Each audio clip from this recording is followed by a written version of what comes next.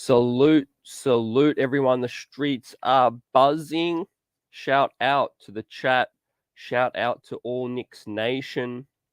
What a crazy week it's been. Gonna have fun tonight, ready to chop this thing up. So much to talk about. Free agency around the corner. NBA draft is in the past.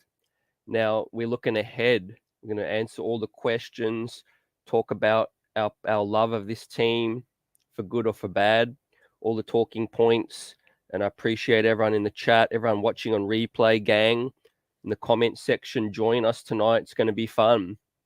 And we're going to be talking about the moves that we can make and we're likely to make in free agency. And I want to talk about Summer League as well, because we're putting together a nice Summer League squad. That's something to look forward to. I'm looking forward to that as well, seeing some young players shine for this situation. And it's less than 2 weeks away, ladies and gentlemen. So, yeah, the draft's come and gone. We chopped it up. Great show last night with EJ as well. We'll be talking a bit more about it tonight as well. Anyone that hasn't had a chance to air their grievances or, ask any question of the chat, ask me anything you want as well. This is what it's all about. The chat show. This is your show. We shout you out.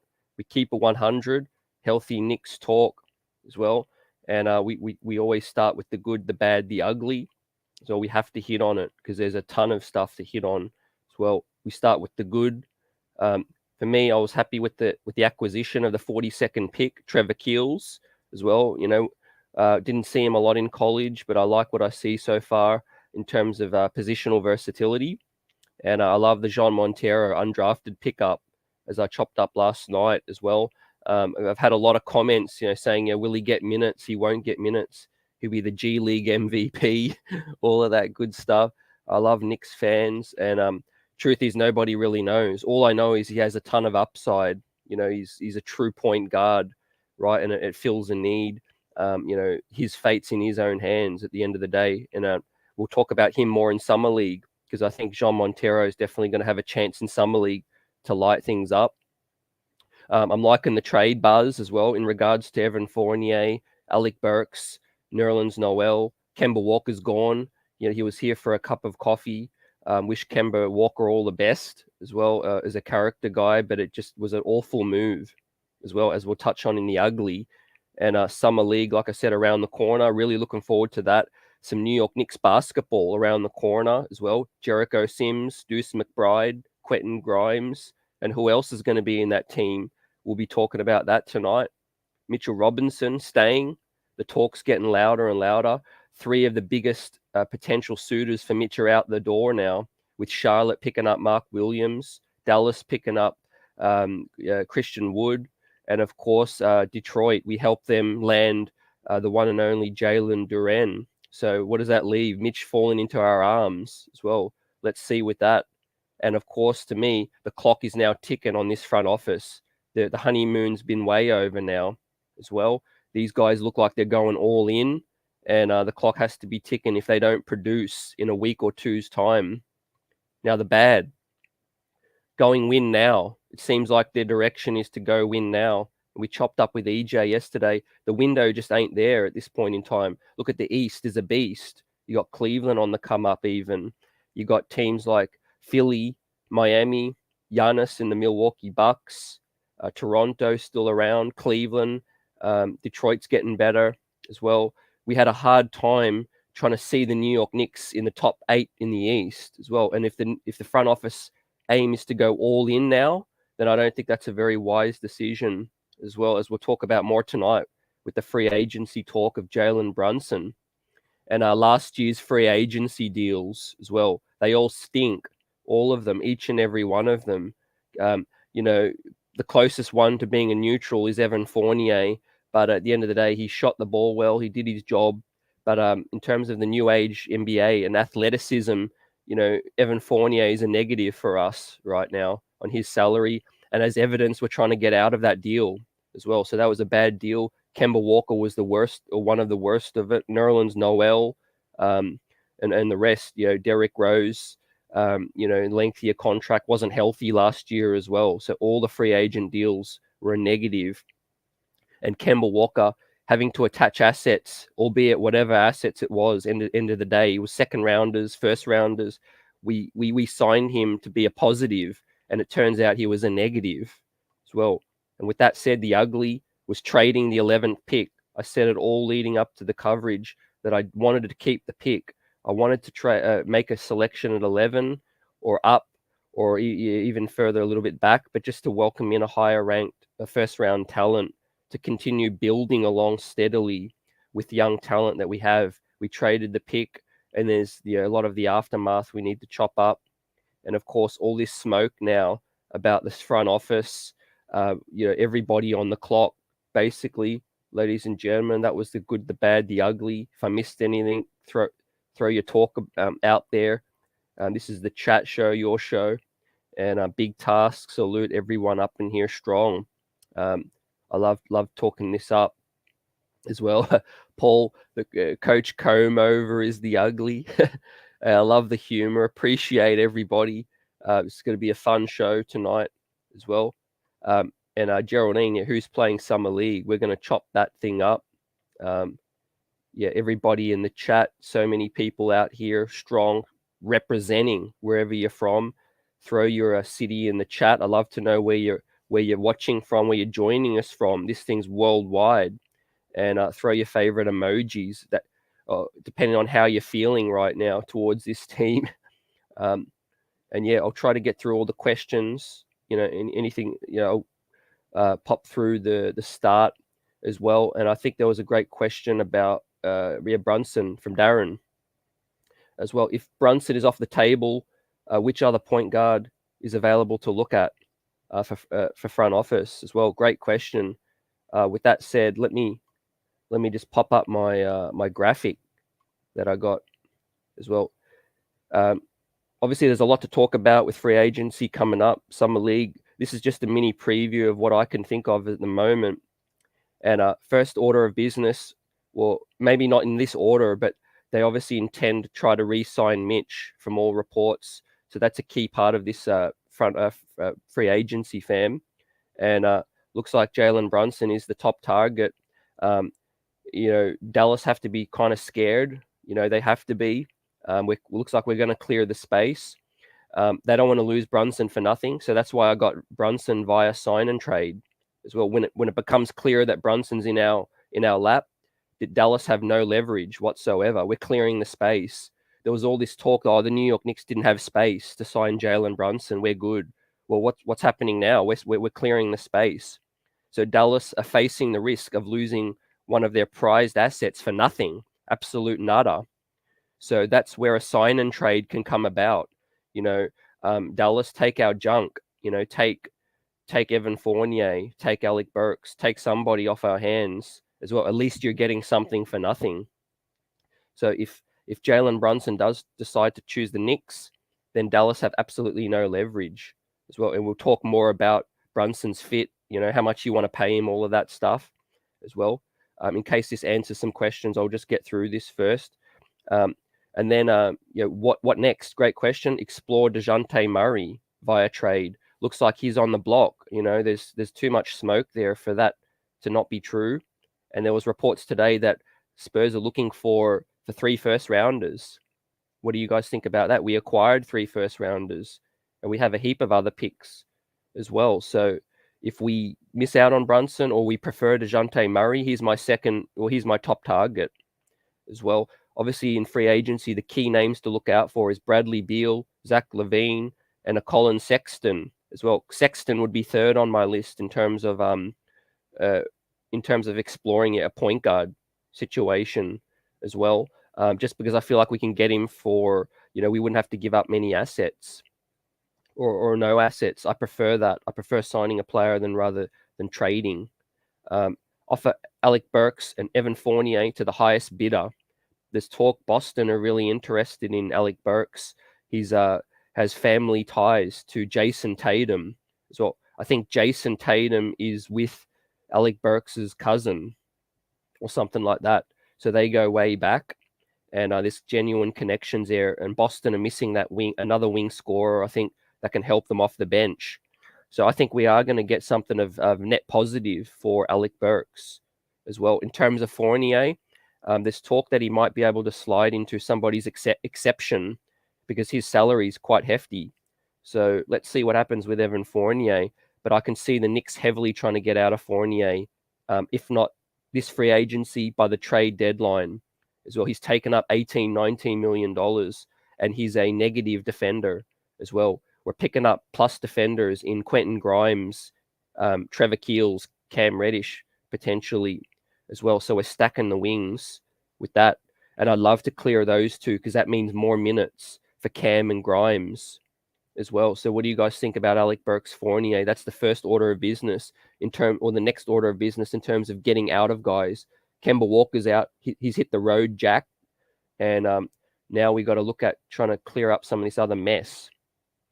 Now it gets more deep with Julius Randle, Derrick Rose. If there's no trade available this free agency, look for us to try to get out of them by the trade deadline. And let's say that they repair their value, or Derrick Rose stays healthy. Touch wood, blessings to D Rose. Hope he's healthy and the ankle's good. And looks like Julius Randle, if we can't find that trade in free agency, he'll be coming back opening night. But I'd love to explore the trades all the way up till the trade deadline to see what we can get with Randle. Let's hope he can repair his value. And I've got to play Cam Reddish minutes. That's a priority because we got to make a financial decision on Cam Reddish. We have to make that financial decision. So what helps that? Play him minutes, explore his value all the way up until the trade deadline, and then make a decision by the deadline if you're willing to pay him or not. And that gives you time to see how he's playing. It gives you time to see how healthy he is as well. But he's got to play minutes. He's got to play minutes. There's got to be a mandate from the front office to say, hey, Cam Reddish, hey, Tom Thibodeau, Cam Reddish has to be part of your rotation, no less than 20 minutes per night. And then that goes back to Alec Burks and Fournier, and why it's so critical to clear that runway so that Cam Reddish can play more minutes. And of course, another piece of junk we need to get out of is Nerlens Noel in terms of that salary as well. $11 million expiring. I think that's going to become more valuable by the trade deadline. So look for, if we can't get out of Noel this offseason, then look for us to try to trade him in the trade deadline period, because we could trade him as an expiring and possibly get some picks attached to some other players as well. So hopefully that answers some questions, Darren and anyone else asking what's next if we can't get Brunson as well. And I'll just flick over to Summer League possibilities now. I'm excited, and the reason is because we might see Johnny Bryant coach. We might see Dice back coaching, but we're putting together a nice roster for the Summer League. You would have to think Deuce McBride, starting point guard, play the 1 or the 2. Jean Montero, the new pickup. He's 6'1", 6'2", more of the one position, the point guard spot. So look for him to play some minutes as well. Quentin Grimes, between the 2, the 3 in Summer League, be the starting wing on the Summer League squad. I'm liking it. 38 minutes every single game.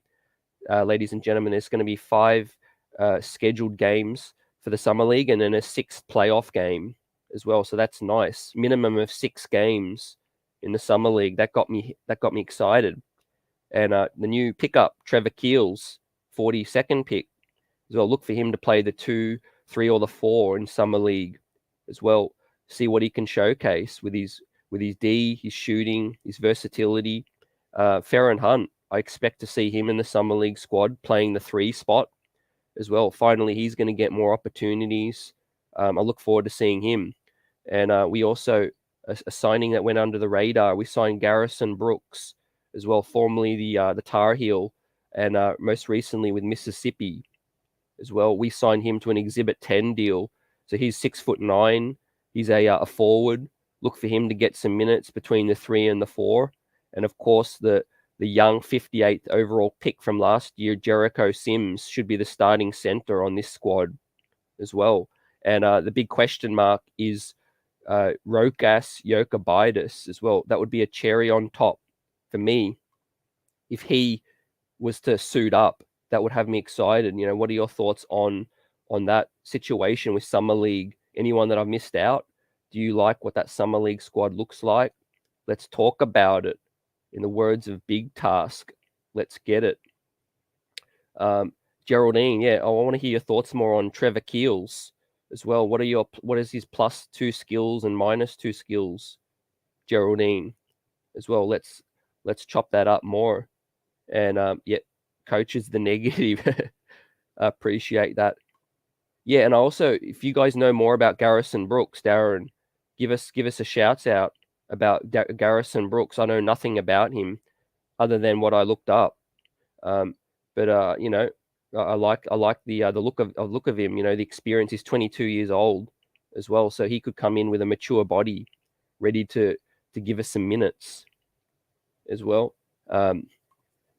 Billy Goat says 25, not too much for Brunson, but I'd rather get Murray. Yep. And going back to that situation with the free agency, how realistic do you think DeJounte Murray gets traded? I'd put it at, look, it looks legit. I'd put it at 50-50 that Murray gets traded. I don't know why the Spurs are entertaining that, but, you know, it's got me thinking that they've got other plans. You know, they've got bigger plans in stake. And Dirty says, I think Grimes should be shut down after a game or two. He is proven. So, yeah, hey, you're not wrong. Not wrong. Maybe I'd like to see as much as I can with Quentin, just because this is an opportunity. And someone said last night too that he could showcase some things that he can't normally showcase in a regular season game. So that's something to really look out for with Summer League and this squad we got as well. I'm liking the overall balance. Everybody knows their role with Deuce McBride, John Montero running the point as well, with Rocas potentially. In terms of the big omissions, quickly, Obi, Cam Reddish, I'd be shocked. I'd be shocked if they're a part of the Summer League squad. Let's see. Especially Obi and quickly, they're established. Maybe Cam might volunteer to want to play, you know, to get more minutes. That's going to be, you know, really interesting. Yeah, Billy thinks that Cam should be on the Summer League team. I think, yeah, it's a wise decision in the contract year. You know, why not get off to a good start, get into the groove of playing some regular minutes as well. And Brooks has some good moments for the Tar Heels before transferring. Yep, let's see. You know, not going to overhype no one, but I love to see what he can do as well. Yeah, and you might have missed when the Summer League starts, Geraldine. I think it starts in around the 8th, maybe the 8th or the 14th of July, somewhere around there. I think the second week of July sometime. There's a little bit of time as well. And salute Ashley. I would dump Nerlens, Burks, Taj, Randall, and Fournier, which would leave us way below the cap. Yep. I think, yeah, Taj, I missed out on that too, that situation. I'm glad you mentioned Taj. I could see Taj's salary getting waived, the $5 million, and then Taj will probably re-sign. The word is that he'll re-sign as a veteran minimum as well, probably later in the piece when all the cap's being used up as well. But yeah, I think Taj ain't going nowhere, but certainly we shouldn't be paying him $5 million. Let's keep it a buck with Taj and what he's been doing. You know, he's been a straight warrior with that. But yeah, going back to the free agency moves, what are your thoughts? Let's start at the top. Jalen Brunson. I said this all throughout the season when the buzz started getting louder. I said, look, he's got, in terms of the timeline, 25 years of age. I wouldn't be mad at the signing. To me, it just doesn't make sense in terms of the timeline that this team is on. We have Quickly, we have Deuce, we have Rocas, we have Jean Montero now. That's just another, and we have Derrick Rose still. That's just another reason for me to stay pat with Jalen Brunson in terms of his salary and being a difference maker. Now, DeJounte Murray is a different thing for me. He's an all-star. And if we could get in that sweepstakes, we absolutely should. So DeJounte Murray is at the top of my list. I'd be willing to include one of Obi or Quickly and picks, multiple picks. I'll give him Jericho Sims. I'll give him Deuce or Grimes as well, and multiple picks. You know, whatever they needed to get that done, right? To get us an all-star at the peak of his powers. I mean, that would be, that would change my perception of this front office. You would have to, if they could land a big fish, he would be a big fish. And Donovan Mitchell for a while, that was the talk that they were looking to get Donovan. But if I had to decide, I'd prefer DeJounte. He's more of a two-way guy. What are your thoughts on a Donovan versus DeJounte situation? Yeah, let me check if I've missed out on any of the questions. If I have, just throw it out there again. Yeah, Billy's on the mindset, 25, not too much. Look, in the grand scheme of things, you're absolutely right. There was a nice chart of what all the top point guards in the league are making. They're making plus 30, 32, 35 mil. And then there are dudes on 28 mil, dudes injury prone on 21 mil. So in terms of Brunson, he produced in the playoffs. That's the first thing. If you pay for a guy, you want to make sure that he plays. You want to make sure that he plays at a good high level. He plays regularly. He proved himself in the playoffs, and he earned the contract. So salute to Brunson. He earned what's coming his way. Now, where I sit is where the front office and them limiting their options. If he's their only target, then we're backing ourselves. We're limiting ourselves, in my opinion. Brunson should be more of a second, third, fourth option. So we should be trying to go all in on a DeJounte Murray. Then I'd look at Colin Sexton, see what I can get for him. And then I'd start thinking about Brunson as well. But I said I wouldn't be mad if Brunson ends up being a Knick, which I think is now at a more than 50% possibility. Like I said last night, this front office knows what they're doing in terms of gambling. They don't seem like gambling men in terms of making the horrible trade out of the 11th spot. I think they know Jalen Brunson's coming as well. That have supreme egg on their face, basically, right? This chat, this media, the social media will be buzzing if the Knicks don't land Jalen Brunson as well. Look, the positive thing out of it was, Kemba Walker, we had to get rid of him one way or the other. Just the fact that he's not on the team anymore, that's no distraction anymore. I talked about how ugly it was, all the free agent signings, but that was the one that disappointed the most. May not have been the most expensive, but the fact is Kemba Walker, the league knew he was done. And what did the front office do? They gave him a multi-year deal that we unfortunately had to attach assets to get out of. And that just shows me that this front office is sort of running around in circles, basically. Running around in circles. It was more of a sentimental signing, last year with Kemba. But yeah, that's no longer a distraction now. Kemba wasn't with the team. He was, obviously Tom Thibodeau escalated the situation, taking him out of the rotation, announcing that he's out of the rotation. Just the way it was handled was poor from the get-go. It was piss poor. And I think that situation could have been handled a lot better as well. There's no reason Kemba shouldn't have come off the bench for that 10 to 15 game stretch where he was out of the rotation, even if he was playing 8 to 9 minutes, 10 minutes, right? They didn't need to announce that he was out of the rotation, and that's just my thoughts on that. And Jason question, could Dallas take Randall? I thought that would be a stronger possibility, Jason, towards the end of last season. But now I don't think it's much of a possibility. To be honest, I don't see Dallas being right now anyway. Maybe later next season, if Dallas aren't achieving what they need to achieve. But I think Dallas seem like they're pretty good right now. With Christian Wood on deck. Now, in terms of sign and trade for Brunson, maybe Randall's name does come up, but I just can't see that being likely. If we know we can get, we could get Brunson via free agent signing, then I feel like we'd be wasting Randall, wasting that trade for little to no reason. All it takes is Randall to repair some of his value, and then we could get a lot more for Randall than just a sign and trade for Brunson, I feel.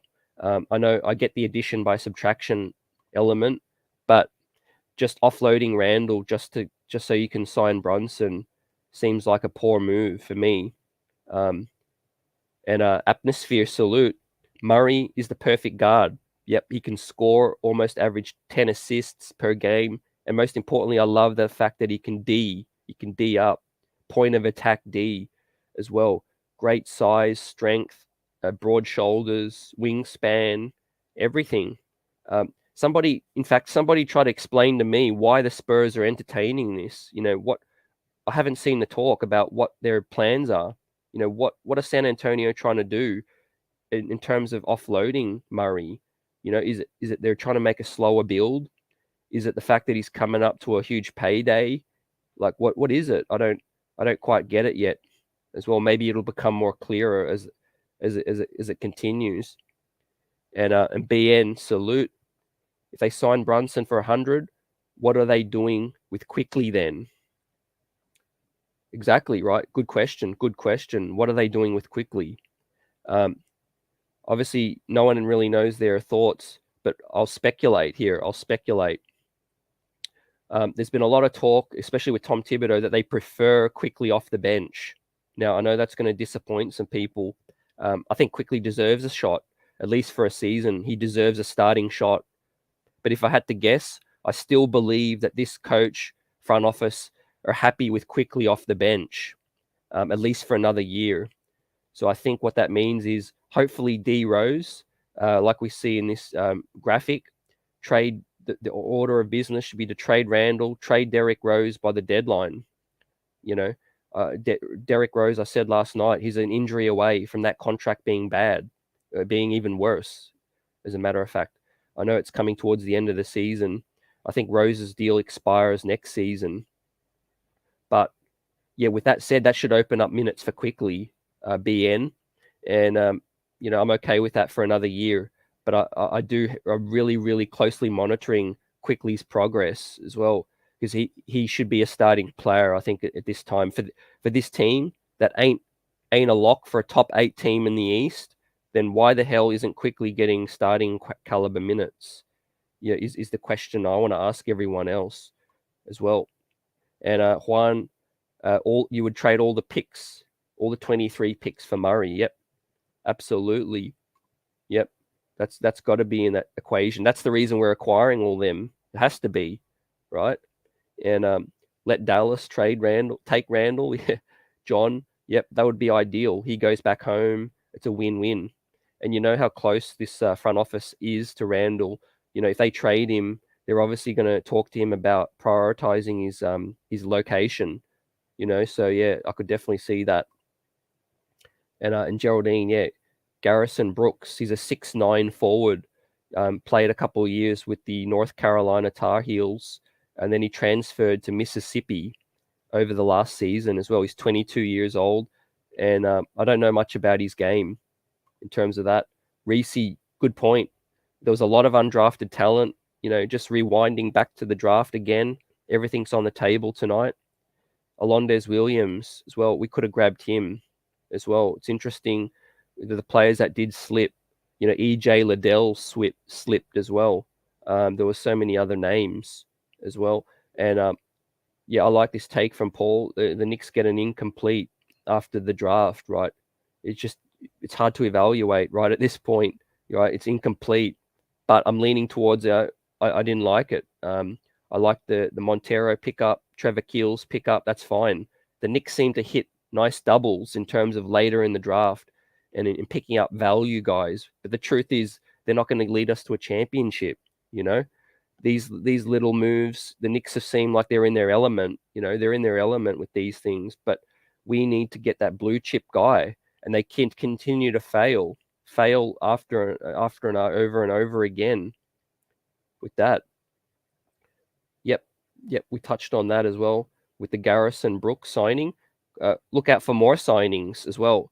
Look out for more training camp deals. Knicks will bring in 20 guys into training camp as well. Looks like Farron Hunt will still be around. Let's see. JJ says, I'm try finding my point guard in next year's stacked draft. I'm good on Brunson at 100 milli as well.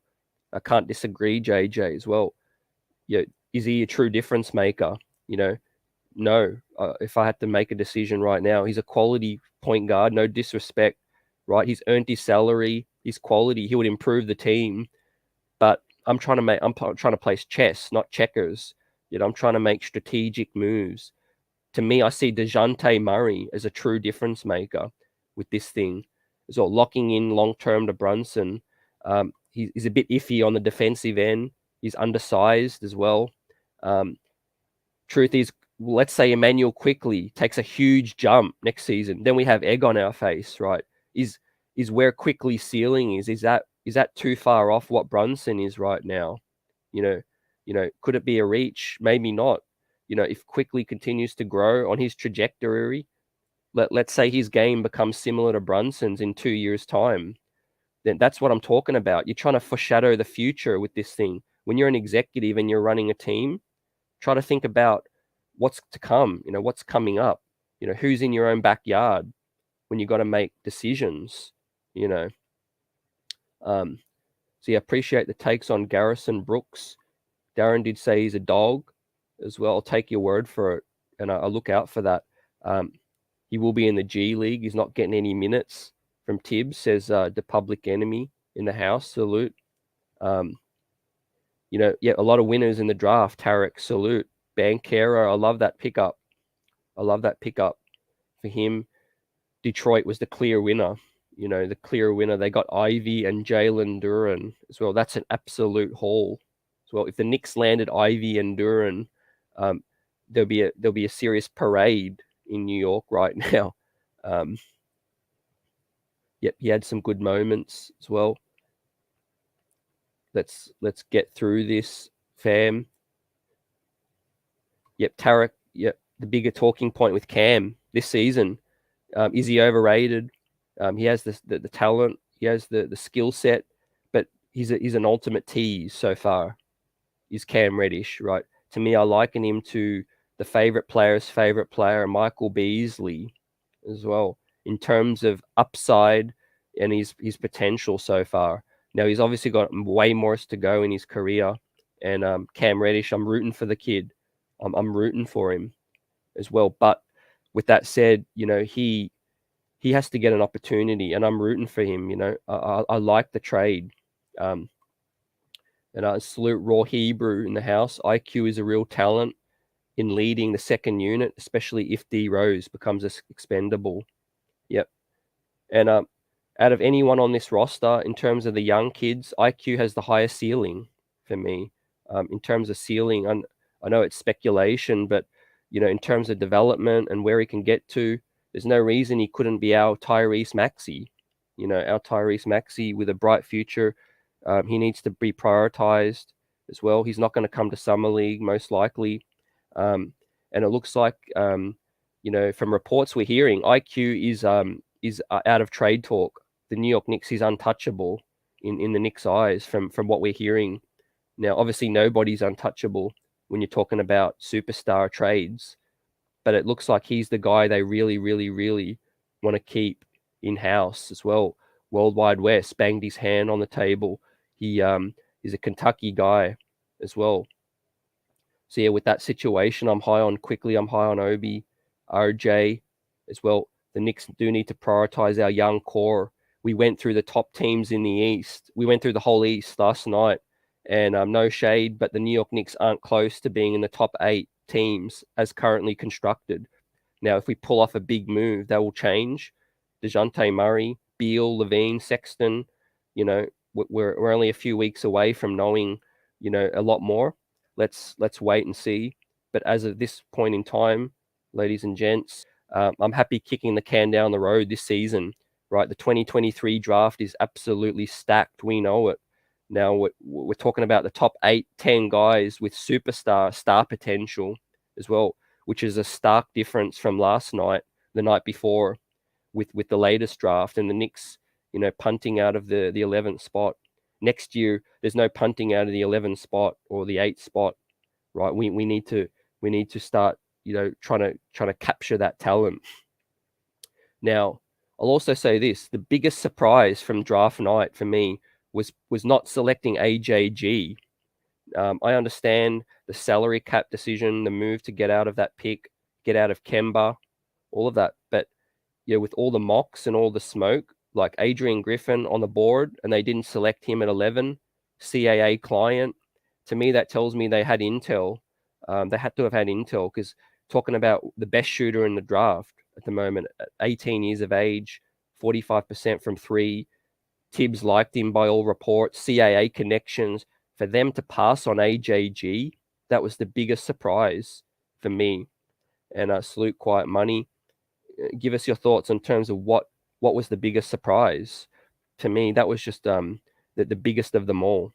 And I knew when they took Jiang at 11, that wasn't our pick. That's when I knew the rabbit hole had begun. Sports Keeper, salute. Do you think if we get Brunson, we stop there? Or do you see a trade in the works with all our picks as well? I'd have to think there's a follow-up move as well. A good question. I've been thinking about this too. So far, we kind of know Brunson's their aim, their top target. But then what next? What next with Randall, with Nerlens? There's potential to clear up more space as well. There's potential to clear up cap space.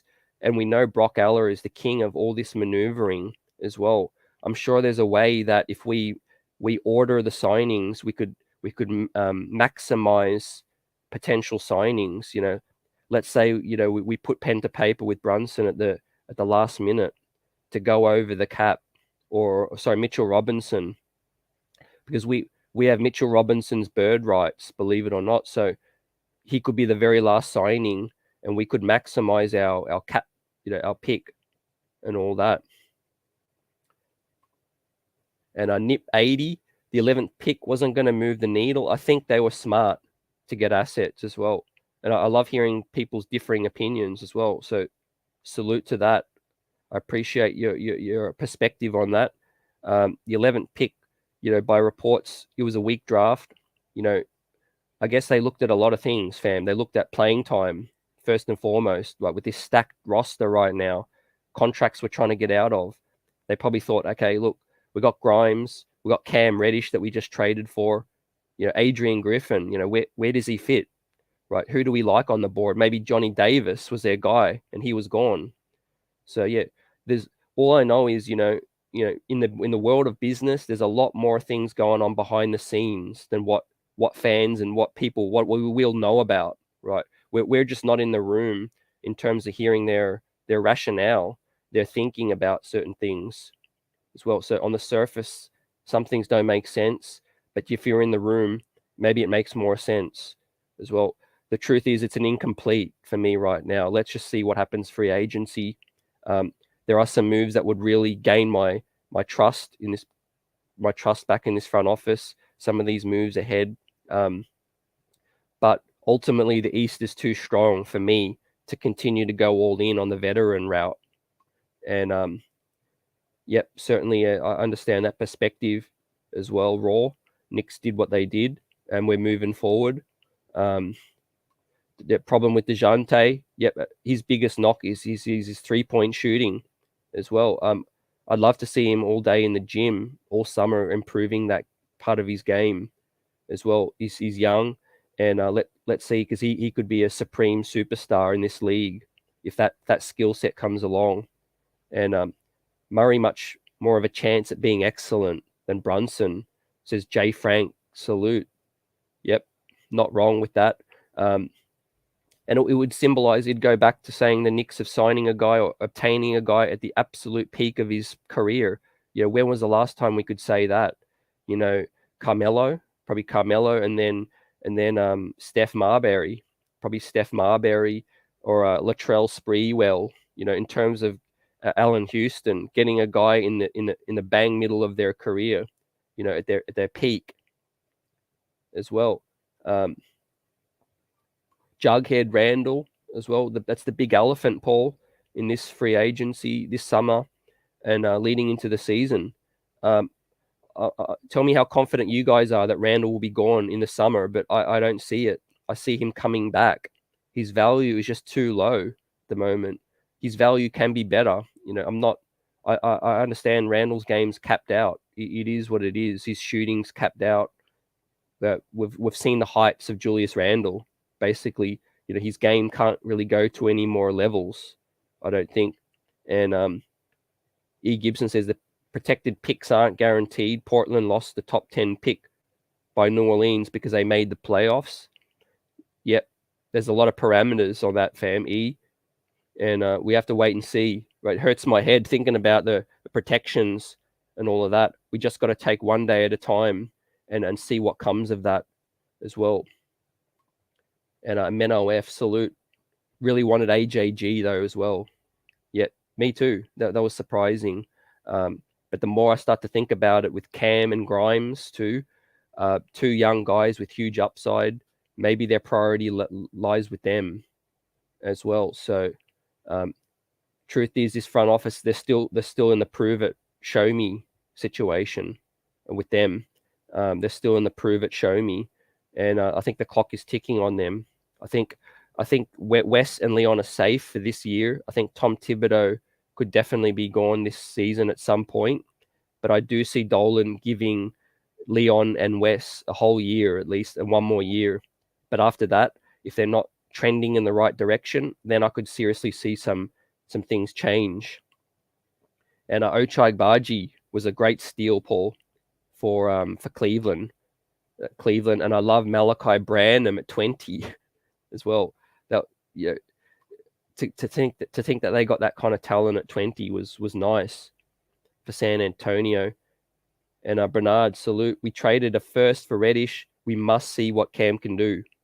Yep, great take. I love that. You got to stick to the move you made and see it through. And they believed in Cam Reddish. They got what they got. Let's see what he can do. And I'd love to see him healthy, have a great summer first and foremost. He's in the gym working out with the young kids. And Cam Reddish, he could set his family up, himself up for life with generational wealth in this contract year as well. So we need to hope that pans out, because going back to this front office, that's one of the best moves they've ever done, if you had to ask me. The Derrick Rose trade 2 years ago was one of the best trades in franchise history in terms of changing that season and getting us to fourth. Now, secondly, that trade that they did with Cam Reddish to get out of Knox and to trade a heavily protected first round pick to get a quality like Cam Reddish, that's the upside kind of moves that I love. Now, we just have to hope it pans out. So I'm not all the way out on Cam, but I'm skeptical.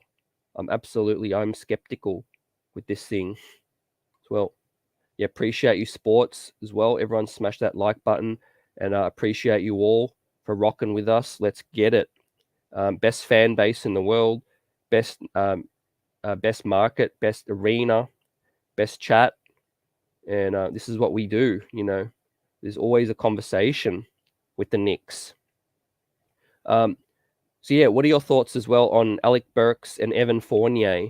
Because going back to what I said about Randall, carrying him into opening night, Burks and Fournier, I'd have to put the fact that they are more likely to be traded before the season begins as well, both of them as well. I think that's their next priority.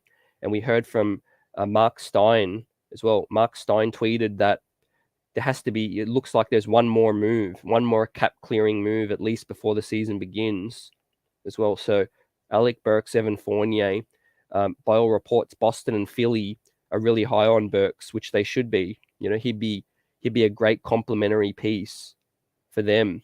In terms of that, D Cool says Oladipo is better than Burks. With that situation, let's see what Miami do. But with Burks, it's definitely looking like we're going to get something back. And I'm not talking a negative asset as well. And Cato, no more washed up vets as well. Yep, I love signing guys rising up their career, right? Rising up, and their best days ahead of them is what I love. And something like the Cam Reddish move as well. That's going to get us to where we need to go.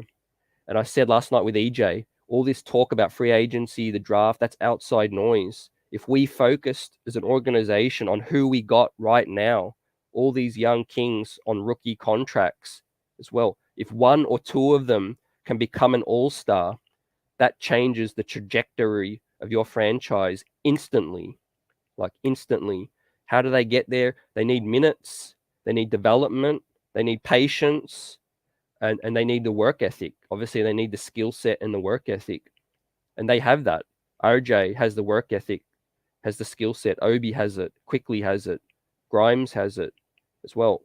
Grimes a little bit more on the role player cap ceiling for me, but Quickly, Cam, and those guys, RJ as well, they have all-star potential in them as well.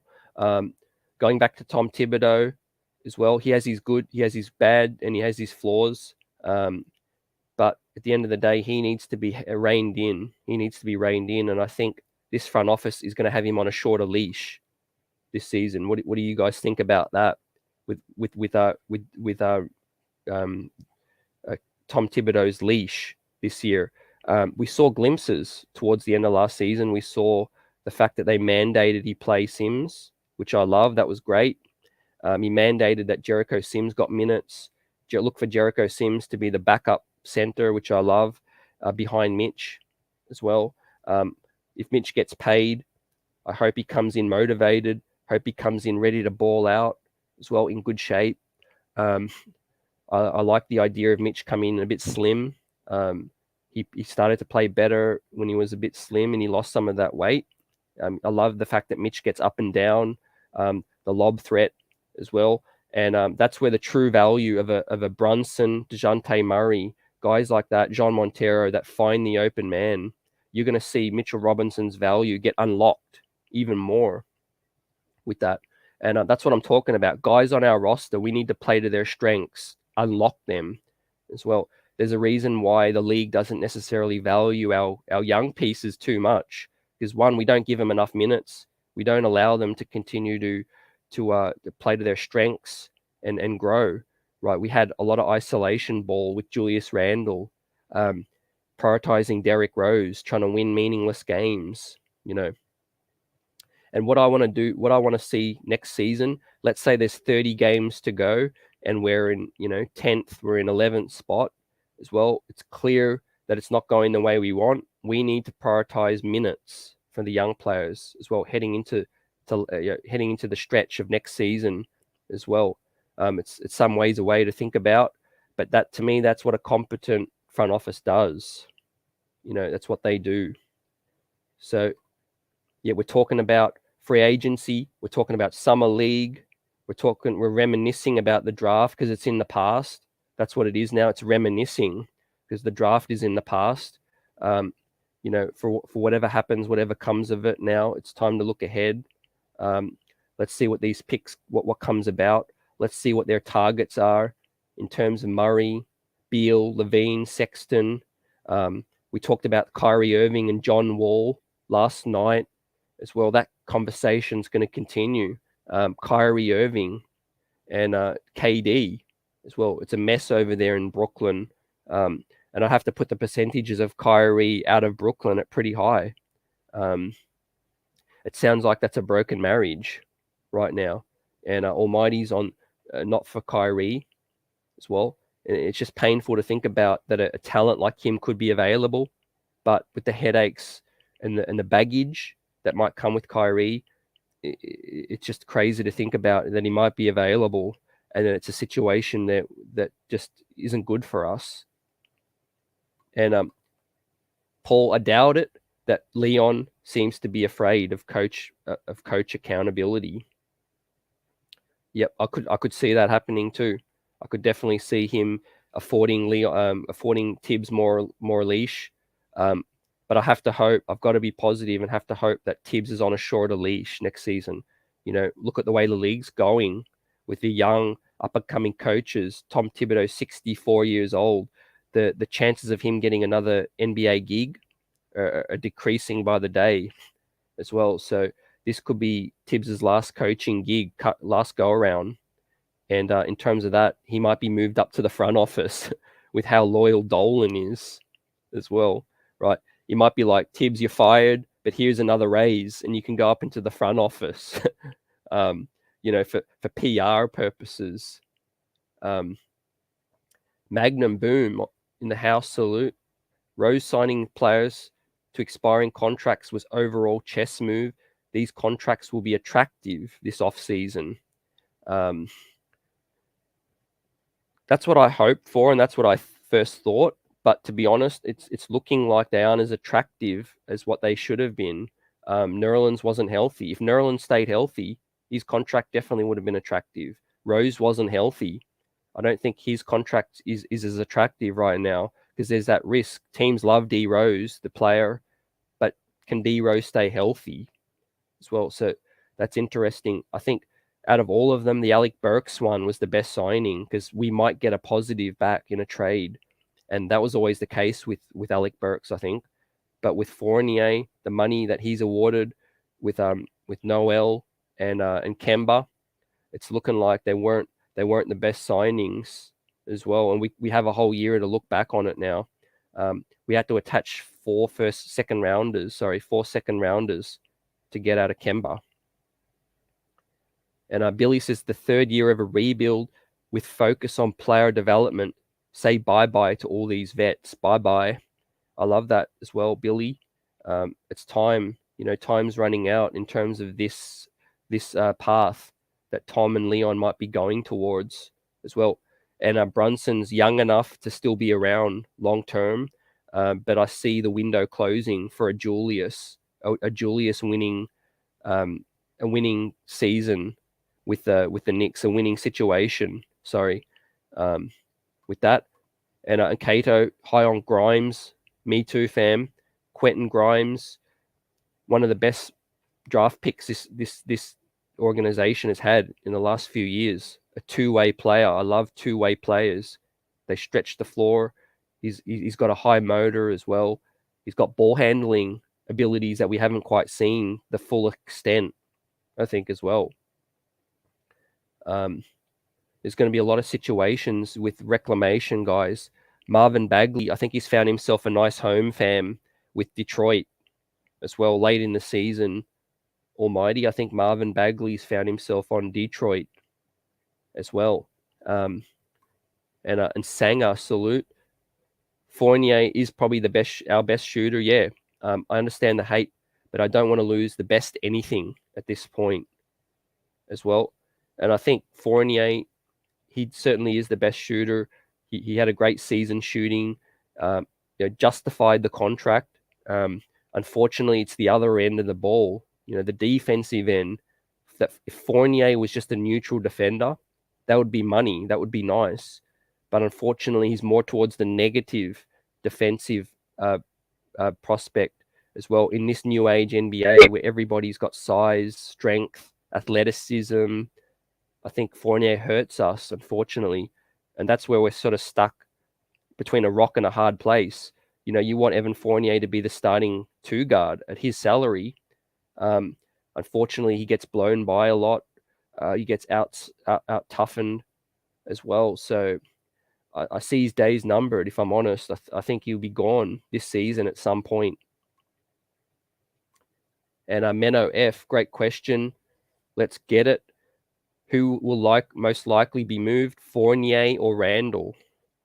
I think both of them at either point.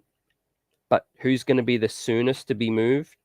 I'll have to put the money on Fournier right now. I'd put it at a 65-35%, fam, that Evan Fournier is the first one moved and Julius Randle.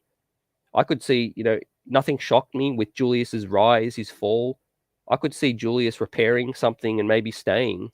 There's a small percentage of that might happen for the long term, but I don't see any future where Evan Fournier is here beyond another year. There's just too many young up and coming wings that we have with Cam, with Grimes, other guys that can play the two, RJ as well. So yeah, with that said, we've talked about the East, previewed a little bit of free agency. I love to keep some positivity as well. Summer League as well got me really excited, guys. You excited for Summer League? Salute Will in the house. Like I touched on, some meaningful ball in terms of development, something for us to watch. I was high on the Montero pickup. We got Deuce as well. Big year, big summer for Deuce McBride as well. That could shape his Knicks future coming up in the next 12 months. We just talked about players, but we need to talk about the front office coaching situation. Johnny Bryant, ladies and gentlemen, is Johnny Bryant going to be successful in Utah? He seems to be one of the head candidates. That coaching search is going on. So yeah, Johnny B, salute to him. Looks like they're going to try to, interview him, give him the best chance to keep Donovan happy. So Johnny B, he could be out the door. Does the signing of Rick Brunson signalize that? Maybe they knew, and maybe they just given Tibbs all the support he can handle in terms of this media storm, and putting it out there that they support Tibbs. I feel that Dice will probably be coach again for consistency. Dice with Deuce, maybe Rokas running the point, and Jean Montero. Quentin Grimes, like I said, should get 38 minutes in these summer league games. Maybe balls out for 2 games, like the chat said, and maybe they shut him down. And then I love Trevor Keels, 2-way prospect, can play the 2 to the 4 positions, stocky frame, 6'4", 6'7" wingspan. It's going to be nice to get the first glimpse at what Trevor Keels can do. There's a lot of talk that he won't see any minutes. He'll be in the G League. That's very much a possibility with the way this thing's going. Not going to lie. But I'm hopeful that Trevor Keels can be a solid rotational piece moving forward, just like Grimes, or a nice trade asset, further down the line. Let's see. What were your impressions of the pick at 42 with Trevor Keels? And I said last night, shotquality.com who ranks the prospects in terms of analytics, had Trevor Keels as the number 1 fit for the Knicks at 42 on the board. So I appreciate that insight, and I trust in that Trevor Keels was a solid fit for us. And anyone who's seen his game, he started the season quite well, really hot with Duke, and then he dropped off a bit. But he was his freshman year. He's only 18 years old, huge upside, just a good overall upside swing.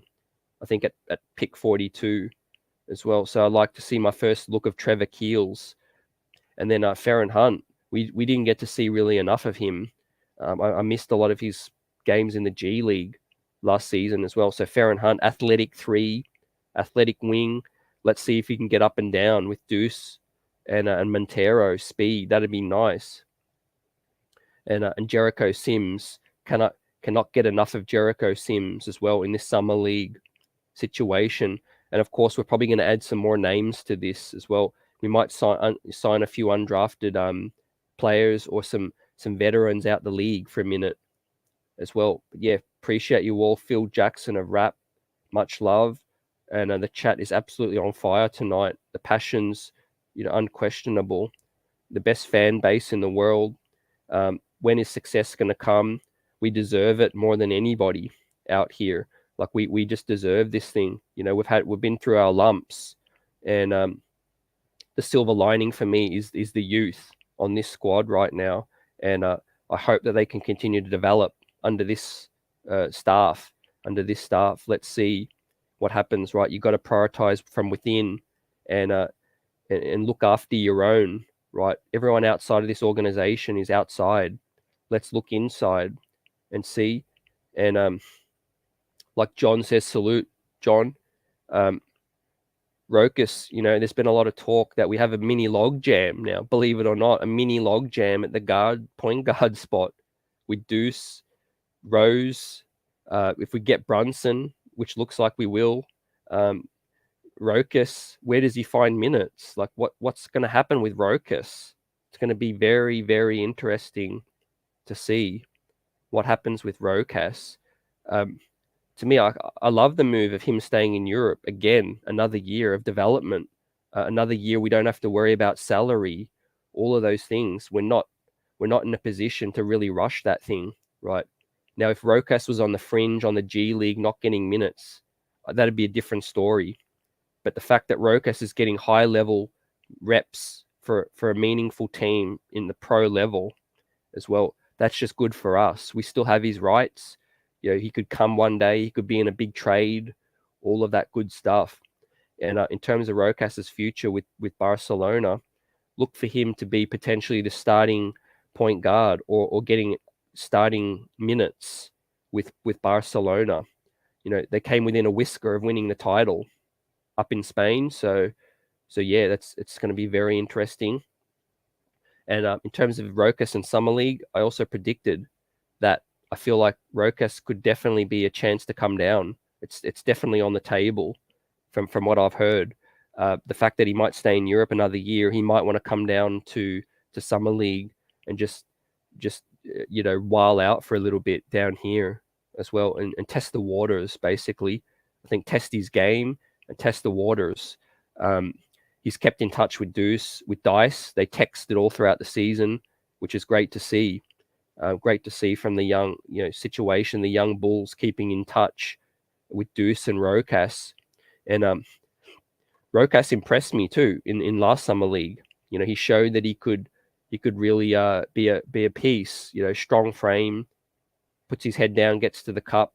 Is ambidextrous as well. Shot the ball really well. That's the most pleasing aspect of Rocas' game.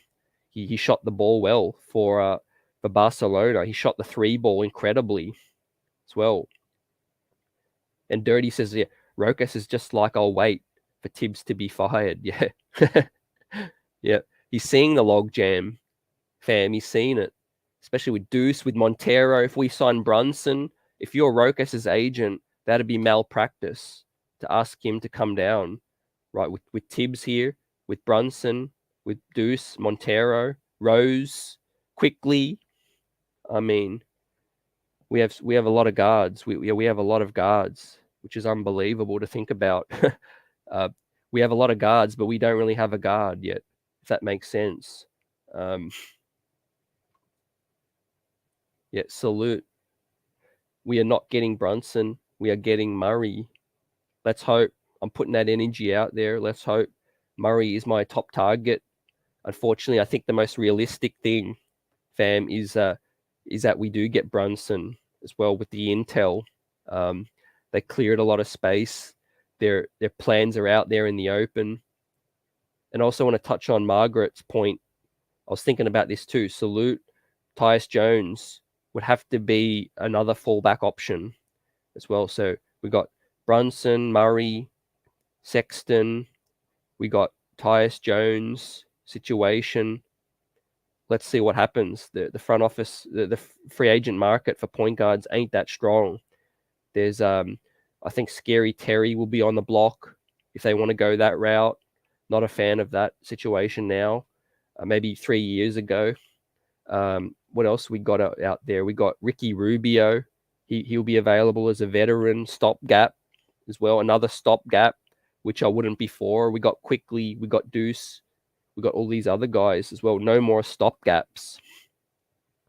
And as Derrick Rose winds down, we don't need any of that. We don't as well. Let's just prioritize the minutes we got. And that's what I said about the league perception, about the Knicks young players ain't as high because we don't prioritize them, right? If we prioritized our young players with 30 minutes a night, I think the perception of our young players would be a lot higher, I think. So, well, what are you telling the league when you got Obi Toppin playing 9 minutes behind Randall? That's telling the league that, hey, he's not a starting quality guy, we don't see enough sample size to know what he is, right? I guarantee if Quentin Grimes started getting 30 minutes a night, in a year's time, he'll be a hot commodity. And also, like Jarvis says, we got to change from within. We got to change the offense. Too predictable. We need someone to put us in our better offensive sets. Yep. That's pace too, Jarvis. We've got to get up the floor quicker as well. There's a reason why we're so good when Derrick Rose is on the floor versus Derrick Rose off the floor. He gets us up tempo, gravity towards the rim. Like Derrick Rose, when you're the opposing point guard defender against the Knicks with D Rose handling the rock, you're instantly on your heels as well, because Derrick Rose can still get to the cup with the best of them as well. We need a guy that puts rim pressure on as well. Then you got the lob threats with Mitch, with Sims, with Obi, all of that stuff.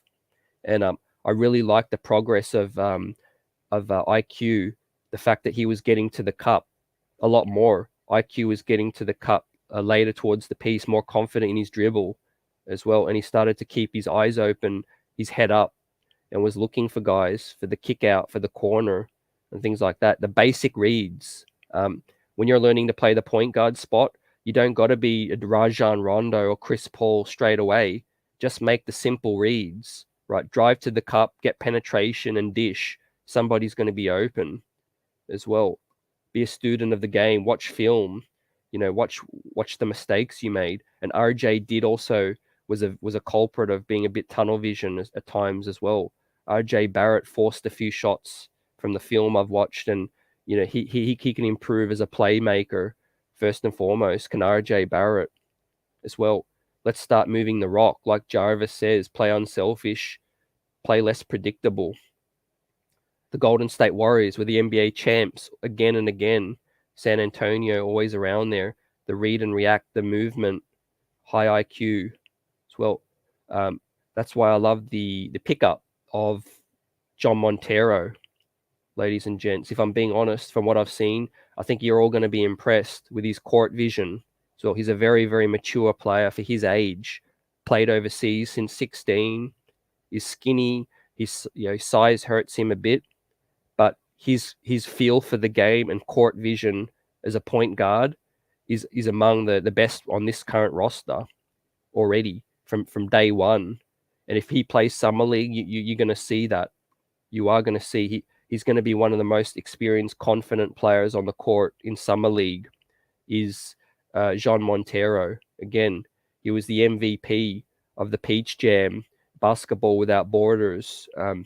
Was the leading scorer at the Nike Hoop Summit in April as well. This guy's a microwave scorer as well, but great feel for the game. Averaged 9 rebounds. He had the 13th highest vertical leap at the combine. Just this past combine was Jean Montero, the 13th highest vertical leap. So he's got some hops. He just needs to put on weight. He's 170 pounds, wringing wet, and he's 6'1" without shoes, 6'2" in shoes. So yeah, Jean Montero, he's got high upside. I love to see him put on, get in the weight room, have a big summer league, say, hey Tibbs, here I am. Give me some minutes. I was a first round kind of consensus first round talent as well. So yeah, we're stacking some young talent. Let's see what comes of that. And Deuce McBride, I think he's earned some cachet with Tibbs as well. I think if Tibbs starts to trust the next guy, he trusts IQ more, he trusts Grimes. You got to think that Deuce McBride is on the borderline of gaining Tibbs's more trust. I think a year under his tutelage, under his system, was high on him when he was drafted. Deuce McBride, he comes in with extra muscle, extra skill as well. Look out for big season for Deuce as well. What do you guys hope for Deuce this season as well? I'm hoping just for regular backup minutes. I think the backup spot is his to win. Deuce McBride, right? Talk about a goal coming into the season. Deuce McBride should be looking like, man, that backup spot is mine. There's nobody else here to take away that backup spot. If D Rose is here, let's say we sign Brunson, D Rose is here, it's going to be tough for him. But it's about that time when D Rose is aging, Deuce is on the come up, right? He needs to have a huge summer league, and let's see what Deuce McBride can do. He flashes both sides of the ball, which is what I love in a prospect as well. Yeah, Paul, hope I'm right. Absolutely.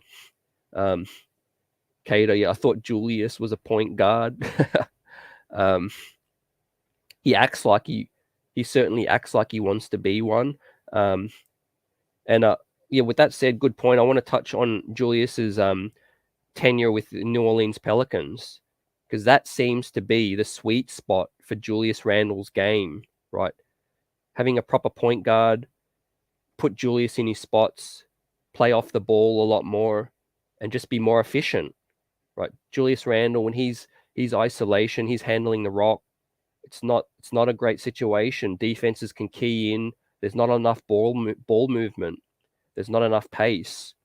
So with that said, if Julius sticks around and we have a point guard, we need a situation, a system where Julius plays more of the New Orleans Julius Randle, the New Orleans Pelicans, pass it to him downhill as he gets downhill and he plays to his strengths as well. Yep. Salute for Jacero. Salute 08. Don't sleep on Trevor Keels. Yep. I want to see more of him. I'm high on him. And I like the fit. I like that the Knicks picked on fit because they damn near know that it was with the log jam on this roster. They couldn't afford to take a player that's another duplicate. Trevor Keels is a shooting guard. We have plenty of shooting guards, but his game is a bit different. His game is slightly different as Trevor Keels. He could play 2 to the 4 like I have eventually in another year or two. And keep throwing questions out there. This is on fire. And Joseph, salute. Who's more likely to be part of our future, Cam or Obi? I hope both of them. I'll say Joseph, but I got to say Obi Toppin. Obi Toppin is more likely part of our future than Cam. Yep. Cam's name's been dragged through the trade rumors, and the fact that he's not under contract after this season reeks to me that he's more likely of the two to be on the move. But what do you think as well? Especially with Leon here, I think Obi Toppin's pretty safe as well. I think Obi's pretty safe unless it's a DeJounte Murray blockbuster trade for Mitchell or something, and then it's got to be bye Obi. I think with that situation. Tibbs has an offensive system. Now that's news to me. Yeah. You know what his offensive system is? It's read and react. But we have players like Julius handling the rock all the time. RJ, whose playmaking needs to improve. So there's blame to go all around. But yeah, you're absolutely spot on. Tibbs ain't flexible enough. He's not a great offensive coach. He's just not. He's known for his defense as well. Even some of his biggest supporters say that. And that's telling you something. That's telling you something. And I like the chat saying it. King on point, Billy, Obi. Yep. I think it's quite unanimous that Obi. And Drizzy in the house, salute. I hope we get to see Montero. Man, I want more, nothing more than to see a lot more, to have Jean Montero show what he can do as well. Because in terms of 18 years of age, he turns 19 next week. So when has the Knicks been in a position where we have a young, talented, skillful point guard as well? He's being slept on. I'll say that. Yeah, he was undrafted. A lot of people saying, okay, what's this guy? Who is he? He was undrafted. What's he going to do? He's not going to do nothing. But I think this kid's got something different about him. He just does. To me, and all the prospects I've seen on the Knicks recently, this guy comes in with a package, an overall package that we haven't had in terms of age upside, mature point guard game. He's a scorer as well. He's a pesky on-ball defender. He averaged over 2 steals per 36 as well from a point guard. So that's great. He's a good on-ball defender. 9 rebounds per game per 36. He's an excellent rebounder as a point guard. Got hops. To be honest, the only knock I see right now is his maturity in terms of shot selection. He sees the green light all the time, just like J.R. Smith did, but he played for the overtime elite, so that's what happens. And then also the size, that's something he can control. Get in the weight room, put on weight, get stronger. He's 171 pounds. He can come in 185 pounds to start the season. 185, 190 pounds or something. That's going to help him a lot, I think, as well. Peace, fam, Allah wise. Peace to everybody out here. Hope you had a great week. This is therapy, getting this out there, talking about the draft, free agency, summer league, the next chapter in the future for this team. The draft is in the past. It's in the books now for 2022. We look ahead. You can't sleep, because this thing, it's the next, you fall asleep at the wheel and you miss out. and it's free agency next week. It's going to be on fire. All the buzz is going to continue all this week. What are your hopes for free agency? Throw it out there. And building blocks, salute. Knicks need to invite Julian Champagny to Summer League as well. Yeah, that's another undrafted guy. I'm surprised. Is he not picked up yet? Building. Is Julian still not picked up? That's incredible. So, yeah. Facts, right? On fire. Yep, absolutely. Smash that like button. Bodega, salute. Jarvis as well. The fan base, the support's unrivaled with that situation. And Jay Frank, Obi 9 points, 4 rebounds, second year in 17 minutes. Don't quite see all pro potential in the first 2 years. Sorry. I think rhythm minutes has the biggest impact on that, Jay Frank. And everyone has a right to be skeptical too, because we just haven't seen enough of a sample size what Obi can do. He was the focus of a college team. Then he comes in to the most, keeping it a buck. He came into the most undesirable situation. Julius Randle became an all-star. Obi went from, imagine being the man to being stuck to the bench. I mean, it had to be humbling for the kid. And he's fought through the lumps. Tom Thibodeau yanking him like he's some junior. I just hope Obi gets success here. Hope he sticks with it. Hope he gets the minutes. Let's see. Jacero, Keels only 18 as well. Yep, really high on Keels for his versatility and all that good stuff. I think he's going to find himself home here as well because of fit. We need that kind of player. He plays with a high motor, plays with a chip.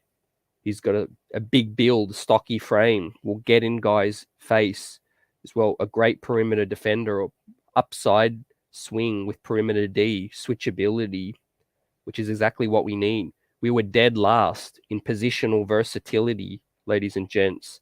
30th in positional versatility. It's like every player on our squad played one position only last season, probably with the exception of RJ Barrett. Basically, I mean, Mitch can't play a four spot. Julius played the 4 spot. He can't play 3. All of that stuff. So we look at the finals, look at the playoffs, look how versatile some dudes were. Well, we need positional versatility up in this piece. That's why I like the Keels pickup. He's a guy that can do that. And then we have Jericho Sims. I think Jericho and Obi should be able to play next to each other a lot in terms of perimeter D, lateral quickness. Obi's getting better with that, I think. And Freedom, salute. You like that the Knicks picked up Montero as well? Been watching him and I like his game. Yep. Appreciate your Freedom as well. I'm high on that. Let's see. To me, it tells me something that the Knicks still picked him up. We have Deuce, we have Grimes, so we have Quickly, we have Rose, Brunson's the target, and we still picked up Montero. So that tells me they're high on him. That tells me that they see something about him. Maybe they can groom him into a point guard, on a role playing point guard, or the starting point guard perhaps, or trade him. It was solid value to pick him up undrafted as well.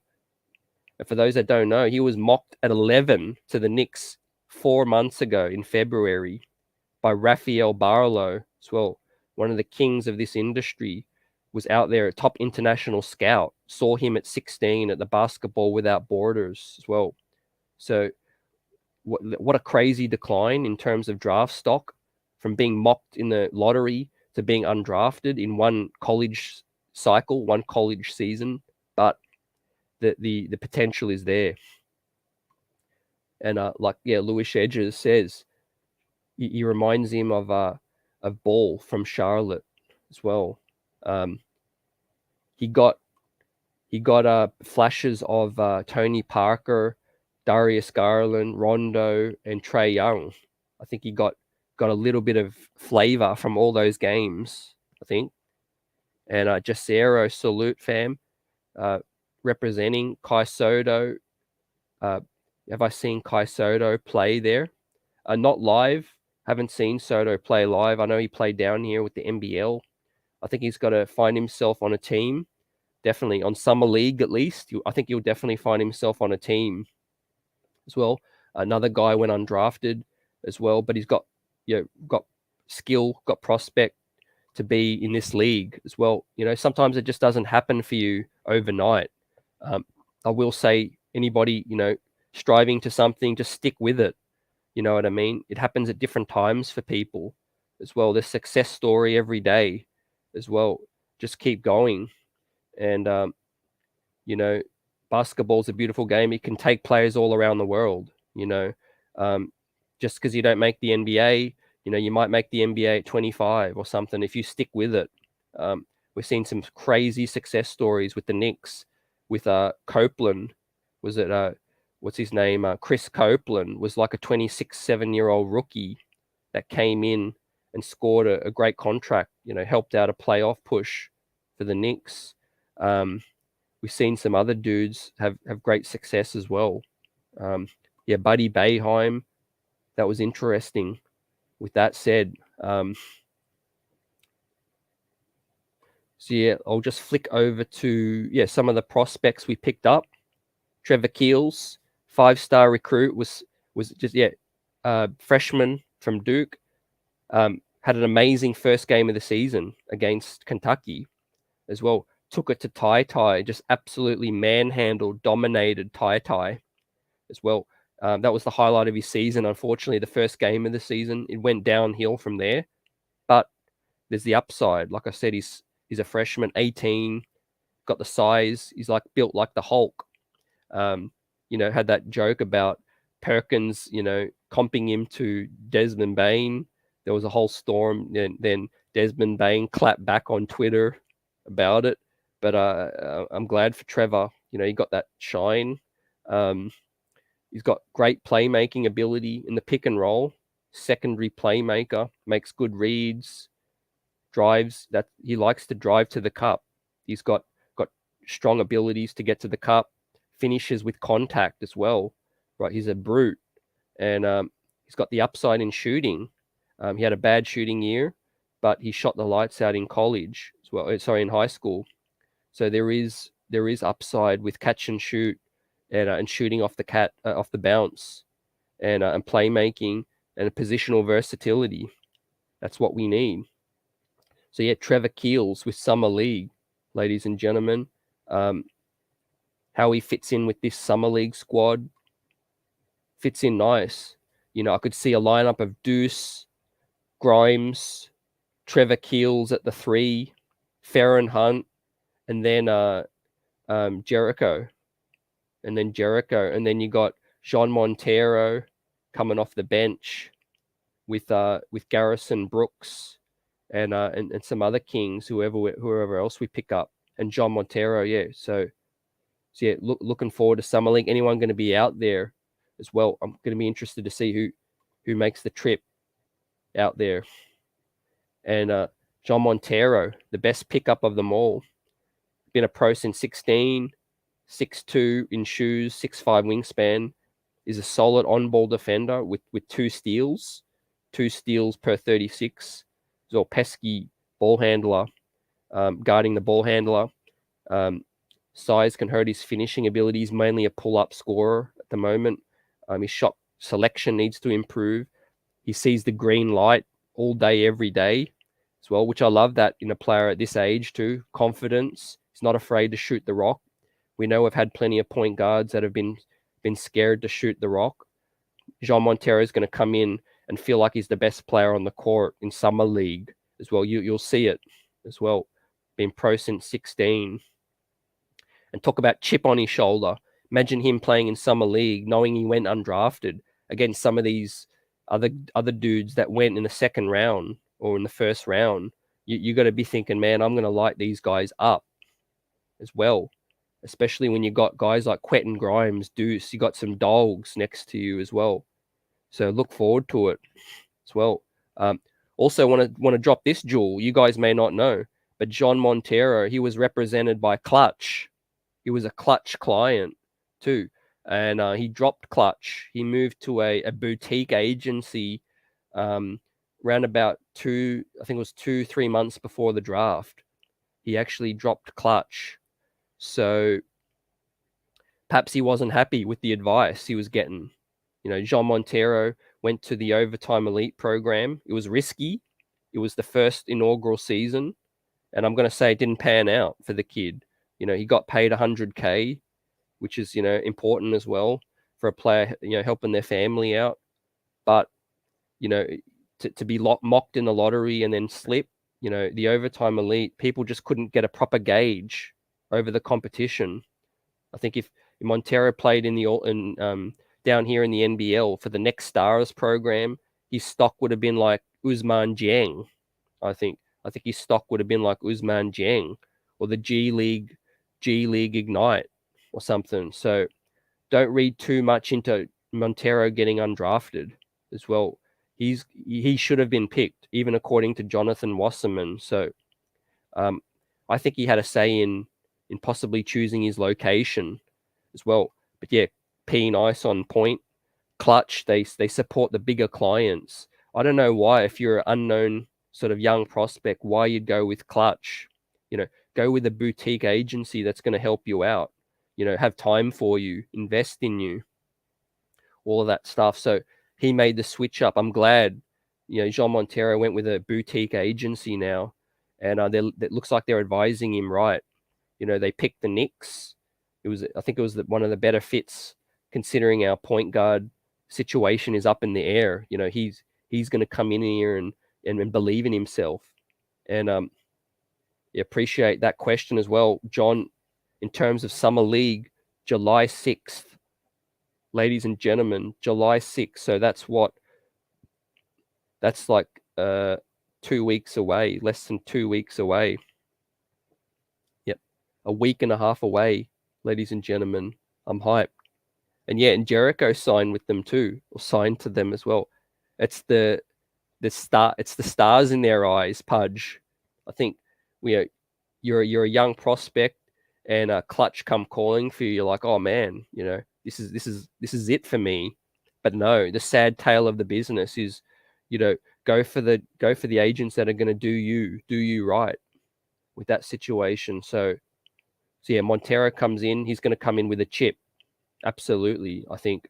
With that said, we talked about Leon Rose's quote. I don't really want to address that anymore. They gauged the public opinion. But yeah, we got Summer League to look forward to, and we got some young talent on this roster, ladies and gents. Like, what has you the most excited about this young core as well? Throw it out there as well. And considering 4 of our best young players aren't even going to play in this Summer League, with RJ, Obi, and Quickly and Cam. Those 4 guys aren't even going to be part of this Summer League as well. But yet we're still going to field a pretty strong young team as well. And I really hope Rokas, that's the wild card for me. Well, we're really going to see how much his game has grown with Rokas playing in Barca. I mean, that's going to be absolutely lit. If you talk about it, we're going to see the 3-point shooting that he's got better at, the confidence in his game. And I see Devin with the Barcelona avatar up in the house. Salute, Barcelona FCB for the football club. And what other player do you think the Knicks should pick up for Summer League? Great question. I think Julian Champagny is another one that was just mentioned before. If he's still available, get him up. Kai Soto, snap him up. We need another center in this Summer League. We got Jericho. Let's give Kai Soto a pickup as well. Like John took the words out of my mouth as well. Yeah, that'd be nice. Give him some shine. Sherwin's been preaching this. The Knicks should sign Baji for the Summer League as well. If he's still out there, let's get it. Absolutely. Let's use our connections and clean up. Let's clean up all the undrafted guys and field an all undrafted all-star team for the Summer League, right? A team of dudes with a chip on their shoulder. Yep, and on point, absolutely. Rokas picked up the Rising Star Award. That has to give him heaps of confidence, fam. Absolutely, that has to give him heaps of confidence because he's going to believe in himself, man. He played pressure games. Talk about buildings on fire, smoke coming out of the arena. Talking about teams that hate each other, Barcelona, Real Madrid, as well. Those games are absolutely lit. So Rokas would come into summer league and be like, man, this is child's play. To be real, in terms of environment, no disrespect to the competition, but in terms of pressure environment, Rokas would come to summer league, I think, a lot more competent, and him and Deuce would push each other as well in practice as well. That'd be nice. They've kept in touch. They've texted. Dice Yoshimoto has been texting with Rokas as well. Let's see what's up with that. Yeah, and Andrizzi Champagne picked up a two-way with the Sixers, it looks like. So, yep, that's shouts out to the Sixers, adding more young talent. I like that. And speaking of the Sixers, I think they're on the decline with James Harden's game and the window closing for Joel Embiid, ladies and gents. I think that's going to be crazy to watch. Do the Sixers get more desperate? They're going all in. Maybe they could take Evan Fournier off our hands as well. I think they're going to try to get out of Tobias Harris. They got out of Danny Green as well. Yeah, Rokas has been comped to Goran Dragic all day since he was drafted, almighty as well. If he could be half of Goran Dragic's career, that's still a steal for us as well. Absolutely. And Marcus Salute, I hope they don't include Obi in any deal. That would be stupid. Obi would be New York's best player if he had gotten the minutes as well. He impacts winning. He absolutely impacts winning, Marcus, in terms of his energy. His game's unique for his size. He's a mismatch kind of thing. We see the Knicks don't have a lot of players that are a mismatch. So see fours, he's a little bit quick for a lot of fours as well, but he's big for a lot of threes as well. So he could be a mismatch and a weapon if used right. And I like these names too: the Public Enemy, Johnny Jazang, and Kofi sign a two-way deal. Oh, with Utah. Oh, you're killing me, fam. You're killing me. I thought you were about to say they're available as well. So, a lot of these teams picking up cheap talent for nothing as well. That's why, I mean, you could buy yourself into the second round just like LA did anytime, any draft with the money, with the Lakers and the Knicks money. We could buy a second round pick and get talent. And that's what LA did with Max Christie at the 35th pick as well. I thought we could have picked up some more guys, young players, the veterans on the way out. Let's hope. Switching back to free agency, these are some of the stories to look out for. So re-signing Mitch, but look out for that to be the final move, I think, because we have his bird rights. So look out for a cap-saving move situation. We'll re-sign Mitch maybe as the last move to go over the cap. Brunson, look for that to be a done deal in the first day or two. I don't see that dragging out. I think there's two suitors for Jalen Brunson in terms of teams with money and a point guard spot, a vacant point guard spot as well. The Knicks, they better know something, to be honest, if that's their thing, because Jalen Brunson balled out in the playoffs. Dallas will desperately want him back. He's the number 2 to Luka Doncic as well. However, maybe, just maybe, the Spencer Dinwiddie pickup was a foreshadow that the Dallas thought that there's a chance they lose Brunson as well. So let's factor that in. And like, Freedom says, Sixers looking like they're going to go for Alec Burks as well. I like that move. And I also like the fact that Boston want Alec Burks. Best believe that. There's connections I touched on earlier between Burks and Jason Tatum as well. I believe Jason Tatum is dating Alec Burks' sister or cousin Correct me if I'm wrong, but one of those connections. So I think Boston won Alec Burks as well. He's a perfect role guy, good character guy, cheap contract, expiring contract. I mean, let's see what we can get from Boston. You know, can we steal Peyton Pritchard or something like that? Could we steal someone from Boston or another draft pick? To stash in the war chest. And Drizzy, I doubt Randall gets moved this season, off season. Do I think Tibbs would be less stubborn in playing Randall and Obi together? That is a great question and a huge story, a talking point this season, fam. Um, I better hope so, and I'm being optimistic, but I think he will be.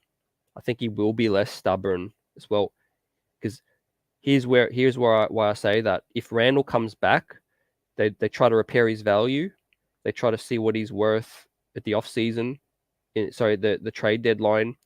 Then you've got to find minutes for Obi. You just have to. You can't waste another half season for Obi. So, see, I'm going to say yes, and Drizzy as well, but it's a hopeful yes as well. And John, great question. How much is a second round pick? The going rate is $3 million. $3 million, I think, is what LA paid. Some years it can cost $5 million as well. This year was a weaker draft, so it cost $3 million. But yeah, maybe next year's stacked 2023 draft, it's going to cost you $5 million to get a second round pick. Absolutely. And Margaret, Dallas might use a poison pill on Brunson. Margaret, if anything, we're poison pilling Dallas, I feel. If we can clear 25 mil, there's talk that Dallas might not want to go that high. So what Leon Rose might be doing is just driving up the price for his son, Sam Rose, who represents Jalen Brunson. One of his two agents is Leon Rose's son, right? I don't envy the NBA if there's an investigation with tampering, because it's like, where do you start? We signed Jalen Brunson's dad. Allen Houston and World Wide West were courtside for Brunson's first playoff game. We got Leon Rose, who negotiated Jalen Brunson's current contract. He used to be his agent. Then we got Sam Rose, Leon's son, who's Jalen's current agent. I mean, the connections are like, it's incestuous almost with the connections at this point in time. And Dallas is going to trade Dinwiddie to keep Brunson. That's going to be a huge factor too. I think they liked Dinwiddie. The three-headed monster was great for them in the playoffs with Dinwiddie, Luka, and Brunson. So great point to see what happens with that, fam. I think with that said, it's going to be huge to try to figure out what's going on with that. It's going to be a huge off season, and with that said, I think Bradley Beal's, I think he's out. I think the time has come. What do you guys think with Brunson? Sorry, with Bradley Beal. I think Levine's gone as well. I think look for a Levine LA situation somewhere, Clippers or Lakers as well. I think Levine's from the area, believe it or not. And LeBron James, LA Lakers, they're not going to stand still, right? LeBron's years are ticking, fam. Something's going to brew with LA, right? They don't take losing and missing out on play-ins or playoffs lightly. And with that said, Russell Westbrook is the big elephant in the room out there as well.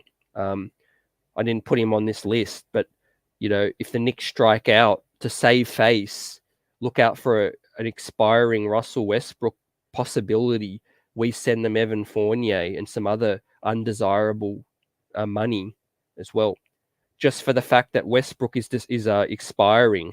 Well, I don't think this front office would take multiple years of Westbrook, but because he's expiring, John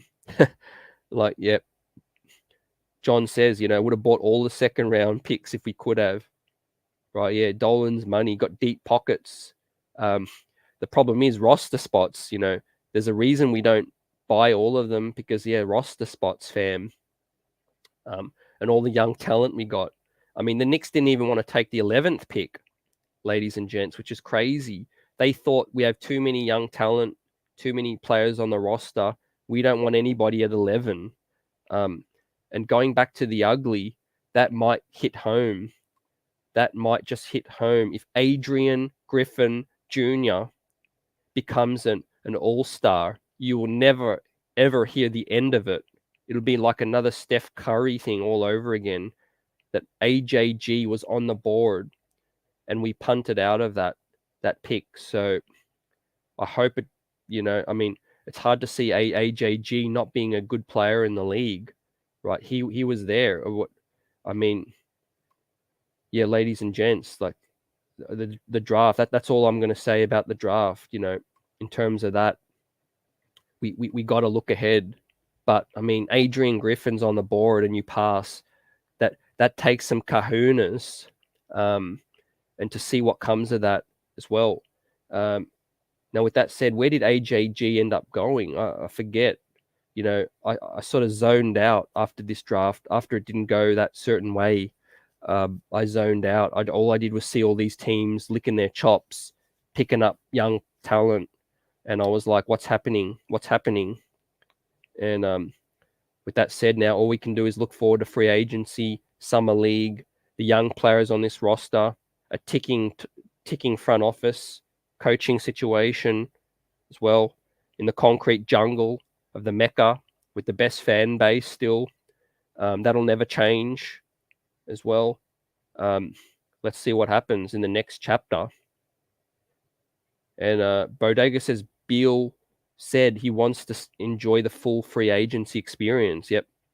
Hey, no lies. Great point. I want to see Bradley Beal up out of there as well. Compete for a chip, fam. Shake things up as well. In fact, go to Boston. I know they're our arch nemesis, but go to Boston. That's the best fit for Bradley Beal. Team up with your boy from St. Louis, Jason Tatum. Run it back. Take it to Golden State. Well, put the coffin in Steph Curry and Klay Thompson's era as well. I do not want to see the Golden State Warriors win again, right? I'm still depressed the fact that they won as well. But yeah, if you're talking about shaking things up, Bradley Beal going to Boston, they have the assets. They can move some pieces. Yep. D, cool. Appreciate that. Buddy Boeheim picked up by the Pistons. Yep. AJG went to the Hawks. That's right. Thanks, Bodega. Appreciate you for that. Man, the Hawks are stacked. And Margaret as well. What do you guys think about that? You want Juan? You would have been a great 3-and-D guy at worst. Yep. It hurts. It hurts thinking about it too, because I liked AJG. He wasn't even one of my top prospects in terms of at 11. Sorry, I mean, he wasn't the top prospect. He was one of them, but yeah, what a steal at 11. Talking about a guy that had top 5 buzz. Yep, Almighty on point as well. But yeah, both Quickly and Deuce could be better than Brunson in a year or two, or maybe not better, but as good as. That's the issue I have, Marcus, with this team. They don't have foresight. It's sign somebody and don't even think about who we have. Let Quickly and Deuce and that, let them play their game for another year or two to see what happens. And then we'll see. We signed Kemba Walker too soon, gave him a multi-year deal, Derrick Rose.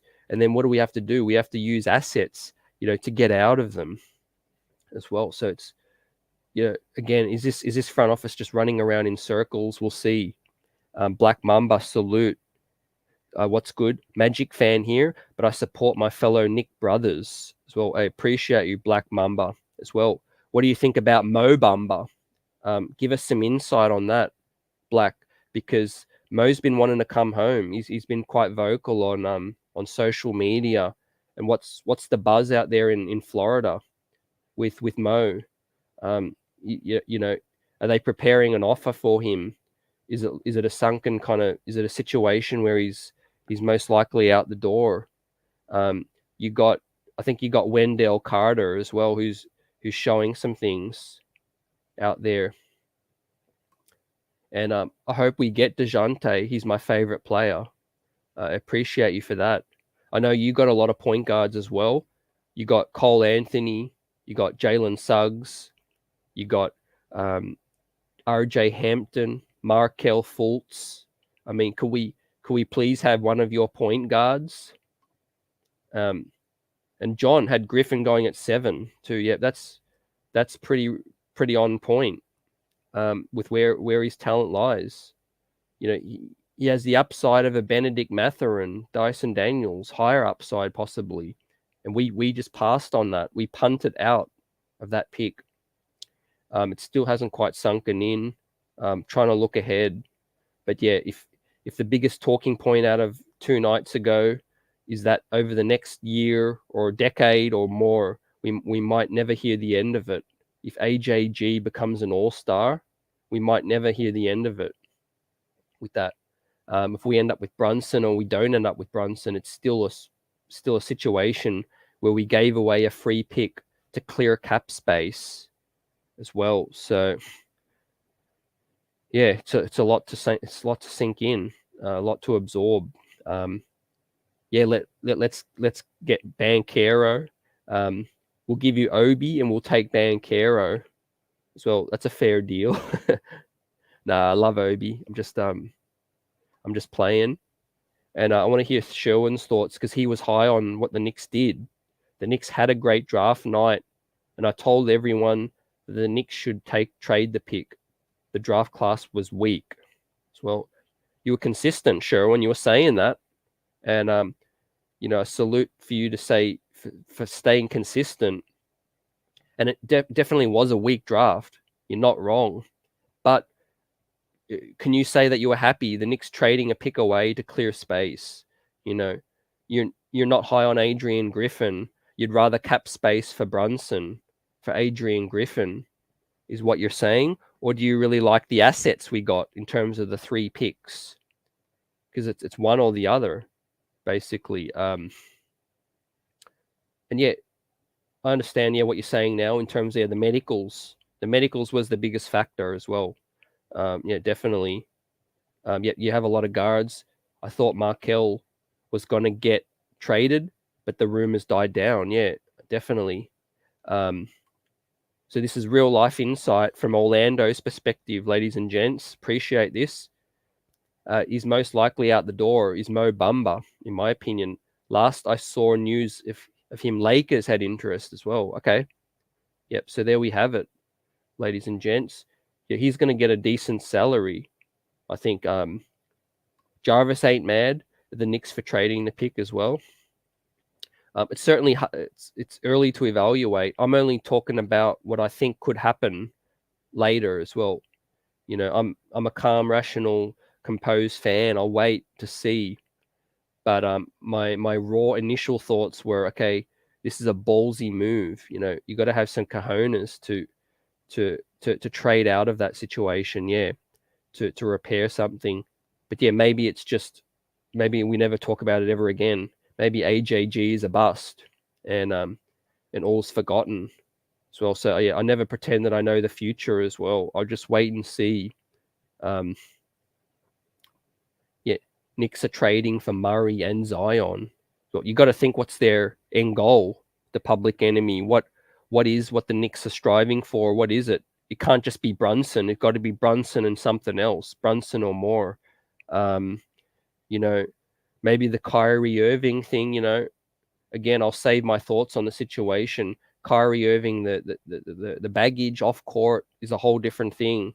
But Kyrie Irving, the baller, you know, would be a baller we haven't had, you know, in decades as well. So, you know, there's got to be some people for Kyrie Irving, you know, in terms of that situation. He can ball. Like, he can ball still. He would automatically push us into the playoffs. And if that's what this front office is trying to do, you know, are they entertaining Kyrie? That's my question to you guys as well.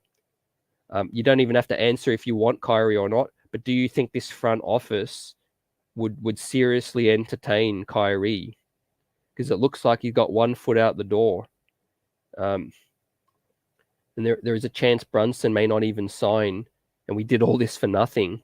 I'd have to think there is no chance, Kaiser, that they know what they're doing. But if you're right, they did all that for nothing. They better have one grand plan B. Their plan B better be Sexton, Murray, Beal, Levine, Kyrie, Westbrook. It better be something, right? It better not be a Ricky Rubio plan B or a Tyus Jones plan B. Right? Then there'll be pitchforks and knives out as well. And Black Mamba says Mo's ability to shoot the threes and block shots will get him paid for a team in need of that. Sad he never progressed with Orlando, but our player development is kind of fishy, so I can't be too mad. Hey, join the club, Black. Yeah, the Knicks development's kind of less than fishy. It's missing in action.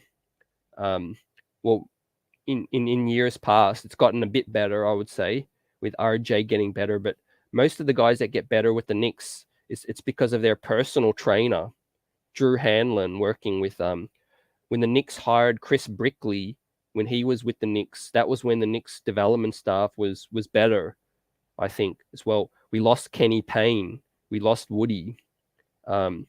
We lost Kenny Atkinson, who made Jeremy Lin the player that Jeremy Lin is. Kenny Atkinson made Jordan Poole the player he is. I mean, we're talking about the creme de la creme of development staff. The Knicks need to continue to improve with that. But yeah, I know the feeling, fam. When you take a lottery pick and they don't develop, it's kind of disappointing. Orlando have taken a lot of players, a lot of high players that do need to stick. I think I was high on the wing, Jonathan Isaac, but unfortunately he hasn't been he hasn't been healthy. Margaret says Kyrie don't show for work. I pass. Yep, I completely understand. With that. It's just his ability is just tantalizing to think about. That's all. He's the ultimate tease. Is Kyrie. I think Kyrie on the Cleveland Cavaliers was what I hope the New York Knicks point guard had. He was probably one of my favorite players in the league. Kyrie on the Cavs coming up. Kyrie Irving was born in Melbourne, Australia. For you guys that don't know, he was born in the same city I'm in as well. Kyrie, I was a fan of him from the come up. He was the point guard I hope the Knicks got from the get-go. One of the most skillful players in NBA history. But here we sit years later. He's won his chips with Cleveland. He's got other interests in life, I would say. I don't think basketball is Kyrie's number one priority. With that said, I know he's sticking up for his beliefs and things, but yeah, in terms of just ability, I think once Kyrie won his chips in Cleveland and he went to Boston, I don't think I've seen that same hunger from him as well. Building blocks, I bet you all Tibbs would be in favor of getting Kyrie. Yeah, you're right. I could see that. Building blocks. Tom Thibodeau, 64 years old. He wants to win yesterday as well. And he needs that point guard to run the ship. And Margaret, remember a few years ago for LeBron, Knicks clear cap space. Knicks beware. Knicks be aware. So, yep, Knicks for clicks being used for leverage. All of that stuff. That's why we hired Leon Rose, these agents, Worldwide West. They were supposed to know the back channels, right? Can you imagine if we get left at the altar for Jalen Brunson as well? And these guys are supposed to be in tune. That's why I got to believe they know. They got to believe that Jalen Brunson is coming, right? If his former agent does not know his intentions when his father was just hired as an assistant coach, that would be one of the all-time Shaqtin' a Fools, LOLs. as well. And on the Kyrie thing, 007 says if they get Kyrie, Tibbs can kiss the little bit of hair he has left. Goodbye. And E. Gibson, yeah, he only played 29 games last season. He's too divisive and unreliable. And then his contract is going to be around 35 mil as well. Yep. Jarvis, I hear you, fam. I had someone I would like us to pick, but when they went after who they really wanted and didn't get Ivy, so you move on. Risky, but I don't mind that. Just execute on other moves as well. Yes, Jarvis, I like what you said on the last point. Risky, I don't mind it, but just execute on the other moves. Yep, absolutely, Jarvis. If you have a plan, then hey, sticking to the plan, that's fair. I think sticking to the plan, that's very fair. You live and die by your sword, basically, is what they're going to do. And look, these guys don't, if anything, they don't seem scared to me, right? They've made their wealth. Leon Rose, he's been a king of the agent world, ladies and gents. He's reached the heights of the heights. He's paid. He's made Worldwide West as well. If these guys get fired, they're not going to lose a bit of sleep, right?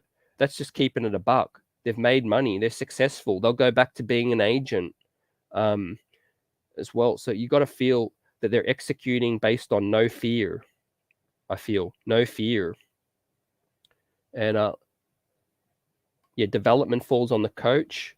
Knicks hired the wrong coach. Yeah, it starts with that. What starts with the owner who hired the prez. Then the prez hired the coach who he's buddy with as well. You're always going to have an organization that you want to be in business with people you're friends with, people you trust as well. If we all started a business together, we would do it because we trust each other, right? We want to work together because we trust each other. So Tom Thibodeau, Dolan, all of that, it goes beyond basketball. It's business at the end of the day. It's deep. They're deep within business circles. And without further ado, ladies and gents, we have a super chat. We have some super chats come through. Appreciate you guys. Lars up in the house, from the brother from down under as well. And they appreciate you. Nice graphic and the support as well. Got any questions for us, thoughts, throw it out there as well. But appreciate you, Lars, for the $5 super chat. And then Justin DW in the house got the chat streets buzzing. Even Jalen Rose said it. No one in this draft showed they had the ability to really change a team drastically like a Bron, KD, or Shaq with too many questions. I hope they call the Spurs for DeJounte Murray right now. Hey, Justin, great points. Appreciate that. And very valid points in terms of if they truly believed that there was no game changer for them, then saving the salary, I get it. I'm patient and I'll wait for the next steps. All I said earlier also, which is going to be true too, the knives are going to be out. If Adrian Griffin Jr. becomes an all-star or successful, these other guys, you live by the sword, you die by the sword as well. So whilst it might pay off or it might not pay off, but we'll see. I'm glad they got out of Kemba. There's no distractions with Kemba Walker no more. He's gone. We got some assets we can use. We will use in a future trade as well. So that's upside. That's an upside tick. But yeah, in terms of that, too many questions, like you said, with the prospects. And I'm on board with what you said with DeJounte Murray as well. Two-way king. Would be at the peak of any point guard we've had in terms of his age and his career as well. It's crazy that he might be available. We need to go all in. Talk about offer all of the 3 OKC picks, offer the Dallas pick, offer the future 25 Milwaukee pick that we picked up as well. So again, appreciate you guys for that, and the whole chat absolutely on fire today. Hey, this is peak mid-season form, and it's the off-season, right? This is the time we thrive for, we live for as fans. I just only hope we're all happy at the end of the day. And this team moves forward. And Almighty, yeah, like what I've got too, Sexton definitely got to be on the radar. I think Sexton would be a Tom Thibodeau kind of guy, I think. And Dallas can offer Brunson that gift year, the 5th year as well. There's no way he turns it down. If Cuban offers him the max, he can get it. Yep. Absolutely on point, Kaiser. But there's a but with that said. With the 5th year, the New York Knicks can offer that 5th year as well in a sign and trade. So Brunson's going to get the 5 years no matter what, whether it's with Dallas or with the Knicks. If he chooses the Knicks, then the Knicks and Dallas entertain sign and trade talks so that Dallas can get something out of it. Brunson gets his 5th year, and that the New York Knicks get Brunson as well. So yeah, it's a win-win-win for all of everybody, for Leon Rose and co, Sam Rose. Mark Cuban might lose Brunson, but he might get somebody in return. He might get a Deuce McBride. He might get a Reddish. He might get a pick. He might get something to appease the fan base. Building blocks. Dallas can easily price out the Knicks with the 5th year poison pill. Yep. Like I said, I just touched on that. Brunson will get the 5th year no matter what, even with the Knicks as well, through the sign and trade. If they know, that means tampering charge. Yep, absolutely on point. Antonio, salute. I understand why we didn't pick up someone in the draft. They only wanted an impact player, someone who could change the trajectory of the team. Once their guy Ivy was off the board, it was over. Yep. Basically, what you said in 3 words, it was over. They were trying as well. Again, we could play revisionist history all over again. We could go back to April when the New York Knicks were 7th, I think, in the lottery. Well, it was make or break. And what did we do? We went on a 4-game winning streak or something, and it was over. It was over then as well. So yeah, we did have a legit chance at Ivy if our lottery chances were higher as well. So yeah, it's interesting. Portland remain interesting as well. Almighty finesse with Eric Bledsoe as well. Yeah, that's going to be very interesting. Flexibility. Leon Rose continues to preach that. That is something that is true. The Knicks do carry some of the most flexibility out of any team in this league. We can make trades. We can offload some salary. We have picks. Some of the more head-scratching things are the Fournier, Randall situations, Nerlens Noel. Let's remain to be seen what happens. But truth is, Leon had to cover up some of his mess from last season with Kemba Walker as well. That didn't go according to plan, as well as some of the other signings. Now, if they have another bum free agency, then I don't know how many lives they've got. I don't know if they've got 9 lives in terms of having another bum free agency as well. Last season, they could afford it. They've got assets to get out of these deals. They need a better free agency, ladies and gentlemen. This show's going to be hot. This chat's going to be on fire in 2 weeks from now, when we actually have more proof, more pudding to talk about as well. OG Anunoby, I would love that situation as well. Another defensive wing. But something tells me they're just going to look for the point guard. Maybe they'll look for a backup center or something. And I think they've got to carry Cam Reddish into their plans just to see what's going down. Just to see what's going down with that situation. I think we got Grimes, we got roster spots, and I think that's one of the key reasons the Knicks didn't want to make a selection. Ace of Spade, why do the Knicks want to get rid of Reddish in a contract year so bad? Excellent question. And certainly no one knows the answer to that. I can only speculate and say that Cam Reddish is probably one of the most hottest trade value players on our team. His intriguing upside, his game, the fact that he's still got upside and he could be had, I think that means teams are calling the Knicks as well. So I think the teams are calling the Knicks, and we're just entertaining offers. I don't know if we're actively shopping Reddish, I don't know if we're actively shopping him, but I think if there's solid value for a guy that they're going to have to decide to pay, then they're willing to listen. And look out for the Buzz. If you ask me, Reddish's potential suitors are going to be the LA Lakers at the top. They almost traded for him at the trade deadline. Now they can offer possibly Taylor Horton Tucker, possibly Kendrick Nunn as well. What do you guys think about Kendrick Nunn as a stopgap point guard? He couldn't stay healthy again. Maybe the New York Knicks, maybe that's their thing. You know, guys that can't stay healthy. Yep. Show me love and show some love. Get the likes up as well. 183 in the chat, just under 50 people. Hit that like. I appreciate you guys. Let's get it. I've gotten an early look at next draft class. Would you be okay with tanking for Wembanyama as well?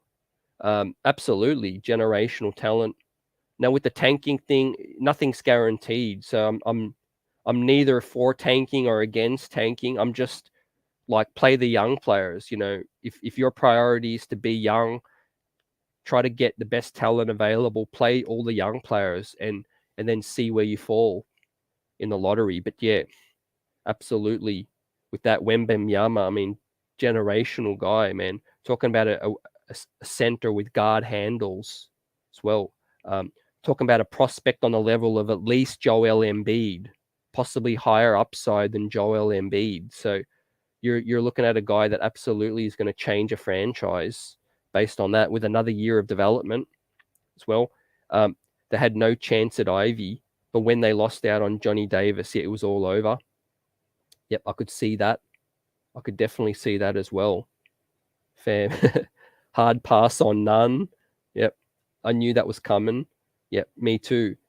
But if you could get Taylor Horton Tucker, Kendrick Nunn, and a pick for Cam Reddish or something, I mean, I could see the Knicks maybe entertaining that. Again, I believe in Cam. I want to see him do well here. But in terms of the business decision that they got to make, Cam Reddish is expiring. So yeah, you're going to have to think, okay, one more year, we're going to have to pay Cam. So that is in the back of their mind. The best thing, like John said, the best thing we could do is just be ourselves next year. I think we're going to be bad in the grand scheme of the East.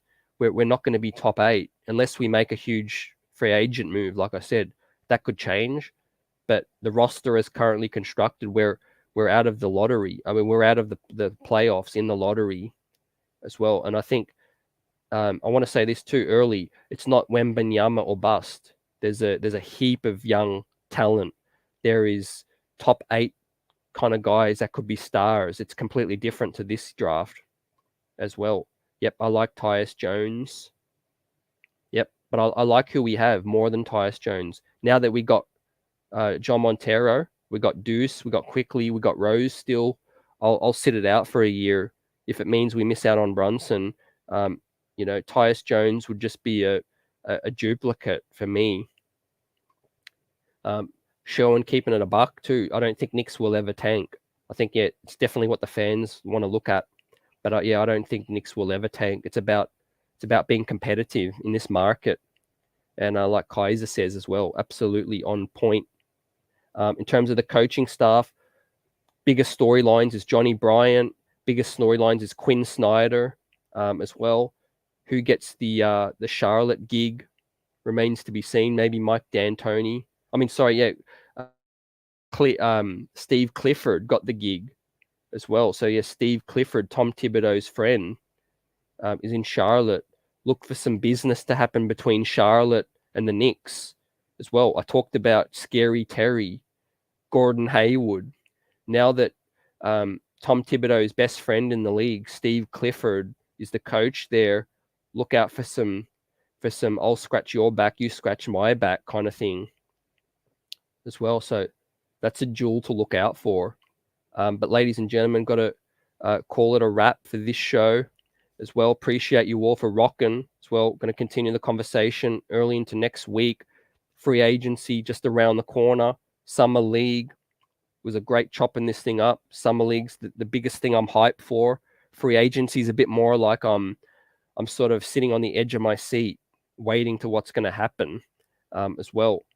But yeah, continue the convo in the comment section for the replay gang as well, and we'll get it on the next one. Shout you out on the outro. Streets are buzzing. Salute. Let's get it. And hey, New York Knicks or nothing.